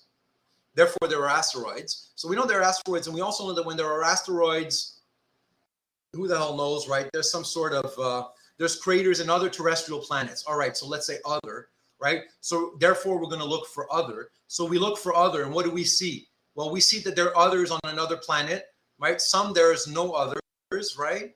And some there are others, and then yeah, it's pretty good hypothesis, right? There's others, and there's other craters. There you go, right? And that's why the community converges on that. That's why there's convergence. It's not convergence because there were craters on the moon, and it's like amen. It's like and the asteroids came down. And you say it again, and if you said it again while singing, everything would be okay. It's like that's not how it works, right? And so the Cartesian idea that we can deduce our way to knowledge is wrong. It's just wrong. Because as we saw when studying existential graphs, the science of logic is largely, not wholly, one of rearrangement. Yet, as we also saw when studying epistemology, the machinery of the mind can only transform knowledge but never originate it unless it be fed with facts from observation. That's why you have to have the trail. You can't just sit on your bench with your VR gear. You got to get yourself some true propositions from somewhere. As a result, the only method of ascertaining the truth is to repeat this trio of operations: conjecture, deductions of predictions from the conjecture, testing the predictions by experimentation. We thus necessarily depend on humans' power of guessing, because this whole machinery starts into gear by guessing. But there you have a summary of what we just did. And guessing, Peirce says, is not haphazard, since an affinity between knower and known ensures that we guess mostly correctly. It is in this alternation of abduction, deduction, and induction that science is built up. And science would be impossible if humans did not possess a tendency to conjecture rightly. If we conjectured so far off the mark, we never make our way to the goal. This is because for every observable effect, there's an infinity of possible causes. So if when a surprising phenomenon presented itself in our laboratory, we had to make random shots at the determining conditions, trying such hypothesis as that the aspect of the planets had something to do with it, or what the Dowager Empress had been doing just 5 hours previously. If such hypothesis had as good a chance of being true as those which seemed marked by good sense, then we never could have made any progress in science at all. And this is a crucial argument for Peirce, right? For every surprising phenomenon, there's an infinity of possible causes. And if you were to just randomly pick, you never get to the truth. And the fact that we're alive attests that we're at least, we aim near enough, right? Near enough. Progress toward truth will only occur if one is committed to open inquiry, not censoring any view or proposal. Hey man, a hypothesis so far as it goes is a hypothesis. Bring it on. We'll see if it survives scrutiny. Thus it is that inquiry of every type, fully carried out, has the vital power of self-correction and growth. Like one error gone, another error gone, we must be moving forward. That's self-correction. You rule out errors, you must be getting a little closer. If you really want to learn the truth, you will, by however devious a path, be surely led into the way of truth at last. No matter how erroneous your ideas of the method may be at first, You will be forced at length to correct them so long as your activity is moved by that sincere desire. This self-corrective improvement, however, requires that you make a moral commitment to fallibilism and open inquiry. So, upon this first, and in this sense, this sole rule of reason, that in order to learn, you must desire to learn, and in so desiring not to be satisfied with what you already incline to think, there follows one corollary which itself deserves to be inscribed upon every wall of the city of philosophy. Do not block the way of inquiry. My friends, that was our reading. Did you like that reading? I'm trying to contain myself because my voice is trebling when I read this last part. Because it's a big deal. It's a big deal. And most Peirceans, people who study Peirce and people who are aware of what this means, think it's a big deal. In order to learn, you must desire to learn. Yeah. And on our main webpage, you'll notice I put that quote right underneath our course essentials, right? Upon this first, and actually, let me share screen with you. Our course. This is our course. Papa Bear thinks this is so important that right underneath a little tidbit with Peirce, right, and right underneath course essentials, I've put this here, right? Upon this first, and in this one sense, this sole rule of reason, that in order to learn, you must desire to learn, and in so desiring not be satisfied with what you already incline to think. There follows one corollary which itself deserves to be inscribed upon every wall of the city of philosophy. Do not block the way of inquiry. So, my friends, that's what we wanted to do. That's our reading. I said I would end with a brief video. I'm going to show you a video now, and with Peirce, you know, he's not one of those philosophers that you see a lot in the public sphere. But the video I'm going to show you captures really well this last theme that Peirce expresses in our Peirce packet, which he thinks is the necessary condition for science. Like you're never going to make progress otherwise. So you have to commit. You have to have a moral commitment to that. Let me see if everyone can see that. Can everyone see a white space over here? All right, so I'm going to play a short video that captures, doesn't mention Peirce, but it captures exactly what we saw on the last page of our reading today. What is reason? Philosophers have long told us it is humanity's highest and noblest attribute. It's what separates us from other animals. It's what allows us to separate truth from falsehood. There's just one problem. When psychologists study real people trying to reason, what they find is that reason has a gigantic, crippling flaw. It's called the confirmation bias. People don't use their reasoning abilities to find the truth. They use reason to confirm the views that they already hold. Now put people into teams where everyone holds the same beliefs, and the confirmation bias grows into a collective mania. Everyone helps everyone else find reasons why their side is right, further deepening shared bonds. Heaven help any individual who thinks for herself, or who looks for evidence on the other side. Such people are called traitors, and groups have many ways of shutting them up. When everyone's beliefs line up, and when dissenters are punished, that's the definition of orthodoxy. Orthodoxy can be great if you're heading into battle and you want everyone marching in lockstep. But what if your goal is truth rather than victory? What if you actually wanted to help students overcome their confirmation bias and learn about the perspectives of others? What if you wanted to create a community of researchers who could actually study and solve social problems? In other words, what if you wanted to create a university? Would you want orthodoxy? Or would you want its opposite, heterodoxy, where multiple views are not just permitted but encouraged? In a heterodox university, each person can still use their reasoning powers to find reasons why they are right and others are wrong. But here's the brilliant thing. Each person becomes the solution to someone else's confirmation bias. This is why universities must have viewpoint diversity. Viewpoint diversity is the only reliable way to get around confirmation bias. Viewpoint diversity is the secret to a great education. It may not always be comfortable, but when ideas collide, we learn, We grow together. Everyone gets smarter. The alternative? Campuses that try to protect students from unapproved ideas, books, and speakers. A politically orthodox university discourages dissent, creativity, empathy, and truthfulness. That's why more than 1,000 academics from across the political spectrum have joined Heterodox Academy. Working with students, professors, and administrators, Heterodox Academy is rebuilding the culture of free inquiry and open, civil debate that turns universities into engines of discovery, growth, and progress. Support free inquiry. Share your voice. Stand up for viewpoint diversity. Visit heterodoxacademy.org. So this was very Peircean in spirit, and no big surprise. I'm a Peircean, you could say, and I'm also a member of Heterodox Academy. But it's one of those videos that I feel captures really well that last bit here, right? Progress towards the truth will only occur if one is committed to open inquiry and not censoring any view or proposal. Do not block the way of inquiry, and do not just go towards what you're already inclined to think, right? And so that's it. This was our class in philosophy of science. Before we wrap up and move on to the logic bit, did you enjoy today's class? Was that clear? Do you have any questions? I'm going to stretch and turn it over to you. Is next week our last class? Yes, Ariana, next week's our last class. Weep. I'm going to miss it. Yeah, you folks were so cool. It was this was the highlight of my week.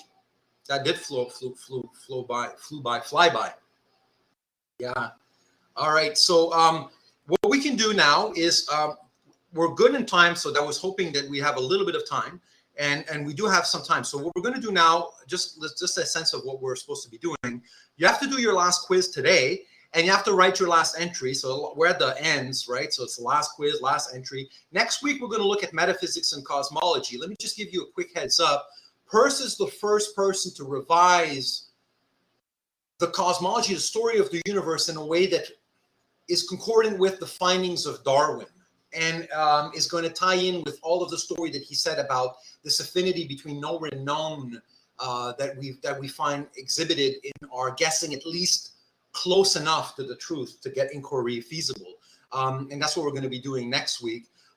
If your mind is racing after we're done with the quiz, you can write your last entry. What I'm going to do now is I'm going to open up the floor. Are there any questions for the logic stuff? Because we still have some time before I send you off to the quiz. I'm going to open up the floor. If there are questions, ask away. We'll work on that. And if there are none, then we can start the quiz. So it's on demand at this stage. We'll see what folks write. We can go over the homework. We can do some more practice together on the screen. We can do whatever. I've got some energy left. So do you. We spend it however we see fit. Yeah, Ariana, as I pointed out, architectonic and ethics of terminology, I'm not doing it. So I pointed that out at the very beginning of class. I know you came in late. I'm going to skip those two. So in the list of ideas for this week, yeah, I just decided to skip it because we have a full plate. Yeah, no worries. Andrew writes, if you have a negated bubble inside a bubble, does the immediate bubble outside need to have a letter to do a deiteration? All right, let's write that down so we can see what the hell we're talking about. Great question. I'm sure it's a great question, although I don't quite currently understand it. All right, let's imagine you have a cut. And let's imagine you have a cut, right? If I have, and Andrew, after I do this, tell me if that answered your question. If I have a letter here, I'm fine. If I have a letter here, I'm not fine. Andrew, is that clear? Like, you need at least a letter to stop the air bubble, right? Stop the air bubble over here. So I've got a proposition over here. But the rest is a double cut, which is fine. This is fine. This area here, right? That's perfectly fine. This shaded area can have nothing in it. In fact, it's perfectly fine because you know that you have a rule that says you can add a double cut around something. So if you would have just had a P and you put in a double cut around it, by definition, just after having put it, it would be an empty double cut. That's not an air bubble. That's not or a water bubble. Andrew writes, so put a P in a smaller bubble and one in the main areas. Let's do that. I will do that, my friend. All right, let's see. Oopsie, that's way too fat. Andrew, like this. In the all right, over here.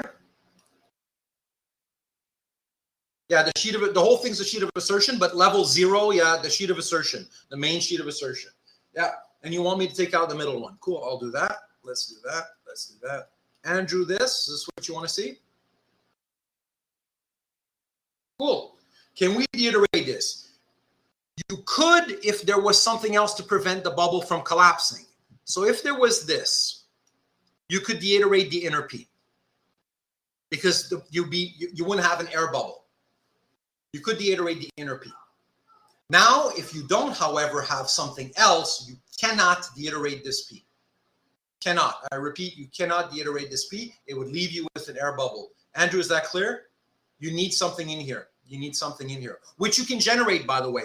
How could I generate something to prevent it from being an air bubble? Someone tell me some steps that I can do to generate something, because I can't write on a white surface. I can't insert on a white surface. What could I do to put a placeholder there to keep the air bubble from being an air bubble? Because I'd like to deiterate this P, let's say.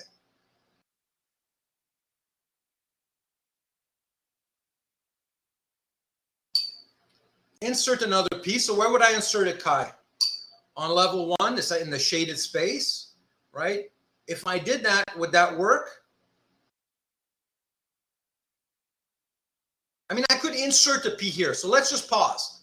All right, let's just pause for a second and just see whether or not that was permitted. The P that, let me just put it in a different color. All right, this P here in purple, am I permitted in inserting it? Just yes or no, just permitted. Forget what we're trying to prove. There's just permitted.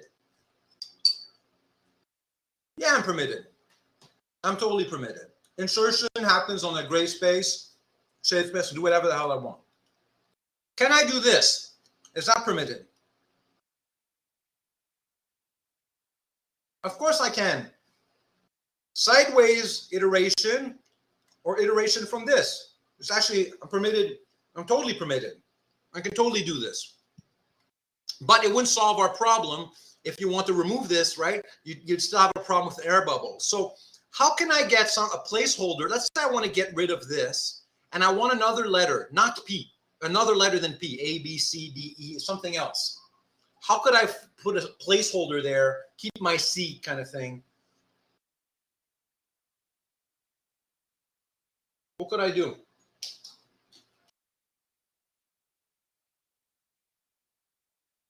Could insert a bubble and could insert, you mean, I can't do this. That's not going to happen. I can't put a cut there, right? I could write whatever the hell I want here, right? I could do that. I'm going to put Z over here. I could do that, right? Insert on the gray area and iterate down. Reese has got it, right? So how about this? If I want to get rid of this P, I could just insert Q, let's say. Why Q? Is there anything special about Q? Like, why Q? Why have I chosen Q? Is there something major about Q? Like, why not? Exactly. Just do whatever. Or anything, right? Whatever. And then I'm going to plug that. So I tell you what, I'm going to put a not Q just because I can. Then I put my not Q over here by iteration. So here I go. I'm putting it by iteration. And then, Andrew and everybody else, then I can, if I want, deiterate my P, at which point it's also erasure because I'm on a white surface. It's both deiteration and erasure. Whichever rule you would infer, whichever permission you would infer does the job. Right, I'm fine. But now I got no air bubble. Look right now, any air bubbles? Anyone detect air bubbles? No, we're air bubble free. Air bubble free. Andrew, did you see that? Is that clear? Yeah. And notice we could do whatever, right? So I'm going to do this again just to make my point, right? I'm going to do this with, let's say, Z. And I'm going to iterate the Z over here, right? And then I'm going to, now I could deiterate or erase, whichever permission you want to use, but still no air bubble. But the price to pay for that is what, though? So once I do that, yes, I got rid of my P, but the price to pay for what is pretty high, right? What's the price to pay? Now I'm stuck with disease over here, right? I got some disease, right? So, yeah, I can erase the Z. Can I erase the Z? What happens if I erase the Z, Ariana? No, air bubble. Oh, no. Can't do that. Can I erase this Z on the shaded surface?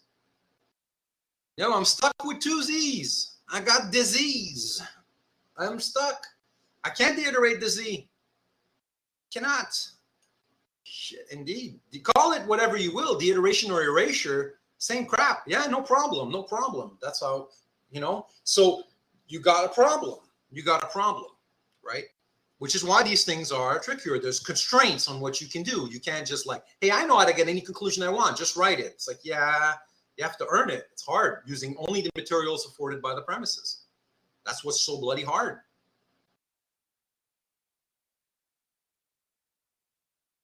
And all this in the real world using is using logic. Yeah, well, the real world, in the real world also, you can't make stuff magically happen, by the way. Huh? It's like if you want to have a Mazda, you have to use primary resources and materials to transform it into a Mazda. It's like Mazda behold, and the Mazda springs from the ground. It's like you have to work with the materials on the earth, and you have to recombine them. Logic's no different. The materials on the earth are the bloody premises. You can bloody recombine them whichever way you want if you have all the premises, right? More power to you, but you have to recombine them. You can't just magically make them happen. It's like, yay, I want some vibranium. Not a material available to you. So Black Panther's costume, not an option. Sale, you know? Yeah. Arjun wants to go over contradiction as well. Cool, we can do that. Let's see if... And Owen says, this stuff might be the hardest thing I've ever done in my life. Maybe, I don't know. I've raised kids, so the hardest thing in my life makes this look this like that, Joe. Arjun wants to go over contradiction. I think it's more productive to go over indirect derivation. Yeah. And let's do indirect derivation. Let's do an indirect derivation. Can someone grab an argument that's not too large from our homework, and we'll do it indirectly? Tell me which one. And we'll spend, that'll be the last thing we do. We'll do an indirect derivation, and it'll get us to deploy the permissions really well. So last time we did homework. Let me see how would I call these different files there. I think last time we did 9.2 question 1. So let's do something else. Make a suggestion. Have a look at the files. I'm looking at them as we speak as well, or we can actually do another argument. Yeah, let's do another argument in English. I think we can transform it into existential graphs. Let's do an argument that our instincts tell us is valid, and we'll test whether our instincts are telling us the truth. All right. I'm gonna write one down. I'm writing an argument, right? J Lo. All right. If Ben and J Lo something, complete that sentence. I'm just gonna make an argument. I don't know what it is. I don't have to start with a conditional, but this is gonna be fun. Benny, let's just make one up, and then we can, if it's a valid argument, we'll construct a valid argument using our ordinary intuitions. Then we'll make existential graphs, and then we'll prove it indirectly. And now we'll wrap up, and then we can go to quiz.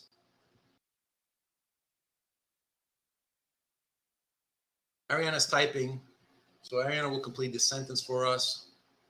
Made a movie together, then it would be an action movie. All right, cool. Made a movie. Let's go a rom-com. Made a movie. If Ben and J Lo made a movie, it would be a rom-com because right now they're in love, right? Then it would be a rom-com. Then it would be a rom-com. If Ben and J Lo made a movie, then it would be a rom-com. No rom-coms can be made. Don't know why.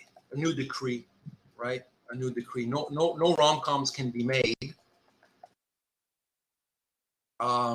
Therefore what?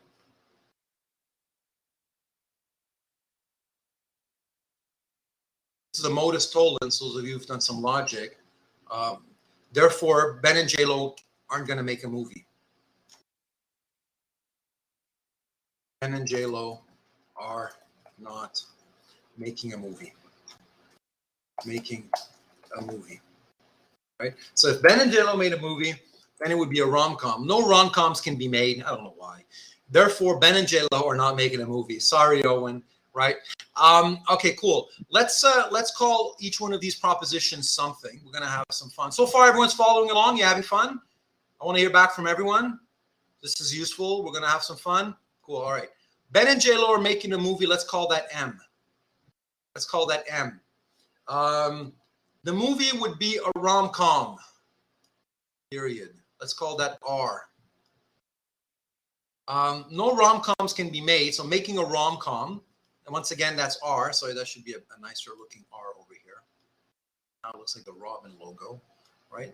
So R again, right? And then therefore, Ben and J-Lo are not making a movie, and once again, that's M. Making a movie. All right, so let's do our premises. Let's do the premises. First premise is this. First premise says, if Ben and J-Lo make a movie, then it will be a rom-com. The second premise says what? It ain't gonna be a rom-com. Hold on. Let's not get ahead of ourselves. The whole point is to be methodical. Let's just make sure that I don't mess up. Watch me instead of getting ahead. Yeah, no rom-coms, because it's no, right? Denying rom-com. No rom-com, right? That's the no here. So you get that in the cut over here, right? And the conclusion is going to be not making a movie. That's right, not M. That's the conclusion, right? That's going to be our conclusion. And exceptionally in this case, because we're going to do an indirect derivation, right? No making movie. Now, that's our conclusion. If we were to do a direct derivation, the game would consist in taking these materials and transforming them into that, right? That would be a direct derivation or direct proof. Use the 5 permissions to go from this to that. Is that clear, everyone? Type in clear if that's clear, if you know the general blueprint of what we would have to do. All right, cool. But we're going to do an indirect derivation, right? Indirect derivation plays by a different rule books. This was Arjun's question. We're doing it again. We did it last time, and repetition's good. I don't mind. It says what? So remind us, what's the blueprint for an indirect derivation or indirect proof? What's the game plan for an indirect proof? In ordinary words, what's the strategy? How will we approach it? What's the goal? Tell us what's our goal. What are we trying to do in an indirect proof? Find a contradiction, but before we got to do something. Find a contradiction, but how? We need something more. Yeah, negate the conclusion. So anyone who would deny this argument, because it's a valid argument, right? Yeah. Deny this and then try to obtain a contradiction. So let me just deny this. All right. So now what we have is premise number 1, premise number 2, and the negated conclusion of the argument. Can everyone see that? Right? Yes, if you can see that, if that's clear. I want to hear from everyone because we're going to do this. We're going to do this together. We're going to do this right, and that'll be the last thing we do because then we got a quiz. So now the game is find a contradiction. And before we do that, I'm just going to remove some clutter. Actually, just so we know, I wouldn't need the argument above now. I could discard the language, but I'm just going to keep it there. All right. What inference rule, what permission should I use? Suggestions for permissions.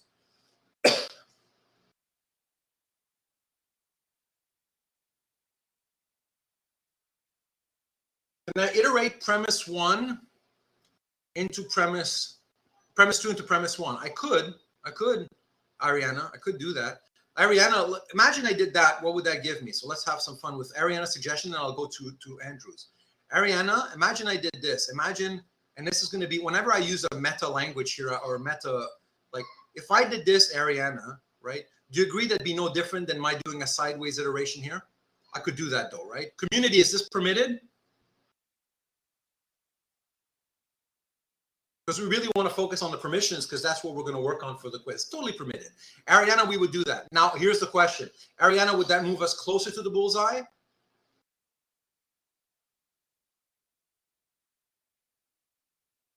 Not really, because it kind of resets what was already there. And I doubt that could do some mileage. But that's cool. That's cool. You know, we can leave it there or undo it.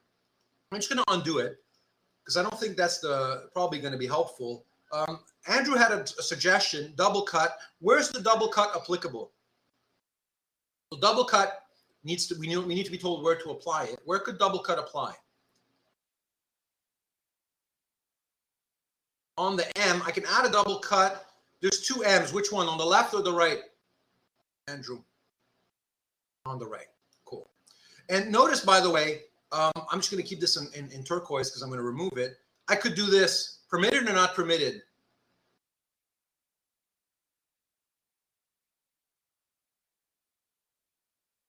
Yeah, that'd be permitted. Again, one of those permissions that I would use, but it wouldn't help me much. Andrew is suggesting something. Andrew, do you want me to add or remove a double cut? Andrew was on a good suggestion. I'm just making a detour to show. Remove the double cut around the right-hand M. So I'm going to use double cut. Here I go. I'm using double cut. Andrew, have I used this properly according to what you wanted? Cool. Someone else make a suggestion. Deiterate what, Reese? I've also had deiteration. Deiterate what?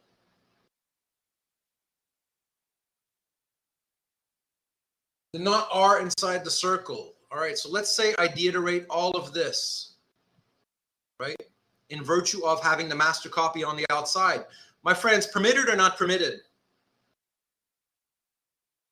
Was this a good use of deiteration? Is that permitted? Totally permitted. We're one move away from getting our goals, folk. Other suggestion.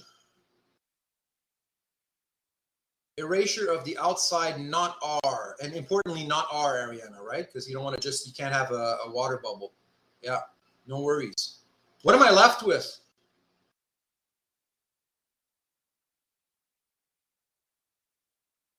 M and not M, a contradiction. Arjun, did that help?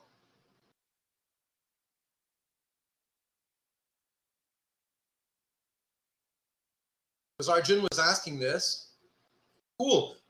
And let's do it again. We're going to have some fun with, we're going to do it another way, actually. Let's go back in time. We've got a time machine. We got a way back machine. No problem. That's what we do, and I'm happy to do it. I love this stuff, by the way. I could do it all the time. All right, other suggestions. What else could we do? Take a different path, just to show that we can skin this cat different ways.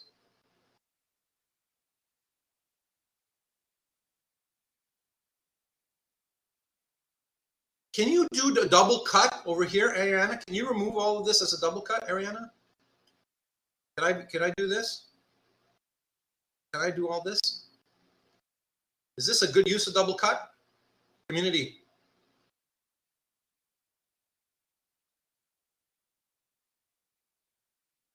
If I said double cut and I went ahead and did this. Yeah, I can't do it while there's stuff inside. Yeah, I can't do it. Yeah. So what do I have to do first? Can I use erasure? Can I do this? I say erasure and I do this. I called erasure. I screamed out erasure and then I did this. No, I cannot do that. I can't erase on a shaded space. I cannot, but I can, however, and Reese points out, I can deiterate this M. This, I scream out deiteration, I do this. Is that fine? Yes or no? I screamed out deiteration, and then I did this. Cool. I'm one move away from getting it. Finish this in one move. Just one move.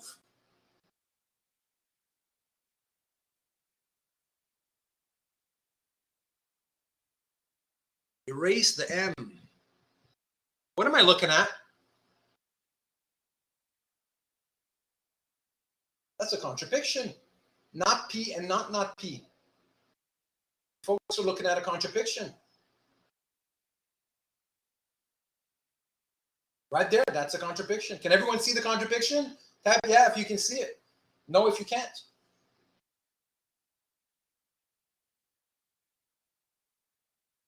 No, Sundish, this is important. You don't have to contradict the conclusion only. Any contradiction, Sundish. Any contradiction, and it needn't be conclusion involving.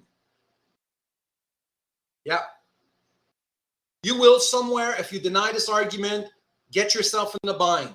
That's it. That's all it says. That's what indirect proof is. It doesn't say that you're going to involve yourself in a bind by denying this conclusion in particular. You will, but not necessarily involving that conclusion. Yeah. You can if you want. So like, look, I can make this even clearer, right? I can use double cut now. I scream out double cut Reese, right?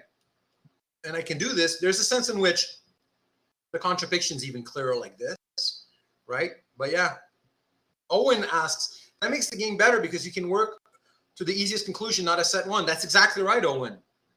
So for indirect proof or indirect derivation, however you want to call it, so long as you end up with a contradiction, you're good, right? You've established it. That's it. And that was the game that we did, right? What we took were the premises, a negated conclusion, and then tried to come up with a contradiction. And notice we came out like 3 different ways of doing it, right? So a valid argument, yeah, cool. I'm glad it helped. I'm happy to do it, right? I just want to strike the right balance between, you know, overkill, because we did spend quite a bit of time on this, right? And you do have homework, but yeah. Owen, I'm glad. And practice makes perfect, right? Which is, you would expect in a course about a pragmatist thinker, right? Yeah, it's by practice that you acquire these habits. And it was nice because we got to deploy a bunch of things. Can I do erasure like this? Can I do this? No, because it leaves me with an air bubble. It's on a white surface, so that's cool. It's not on a shaded surface, but I can't do that. Can I do this? Let me just write something out here, right? Can I do this?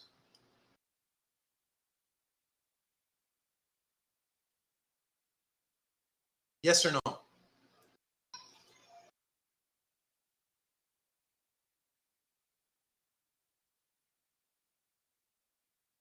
Those who said yes, what allows me to do it? What's the inference? What's the permission?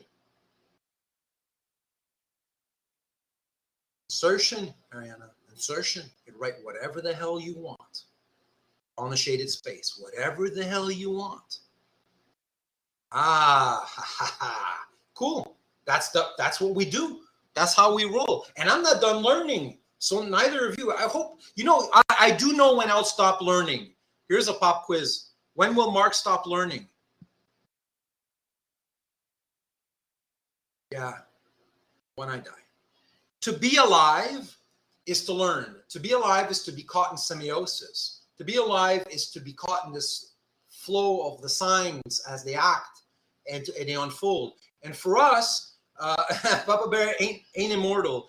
And for us, it means to be the kind of creatures that are able to reflect. That is to make signs about signs and to take it to the next level. My friends, I'm looking at the clock right now. I'm going to share screen the time. It looks like a reasonable time would be, let me just reload this. Let's give ourselves a little bit of a break to stretch our legs, and let's start the quiz at 12:15. All right. So if that's clear, type in 12:15. 12:15.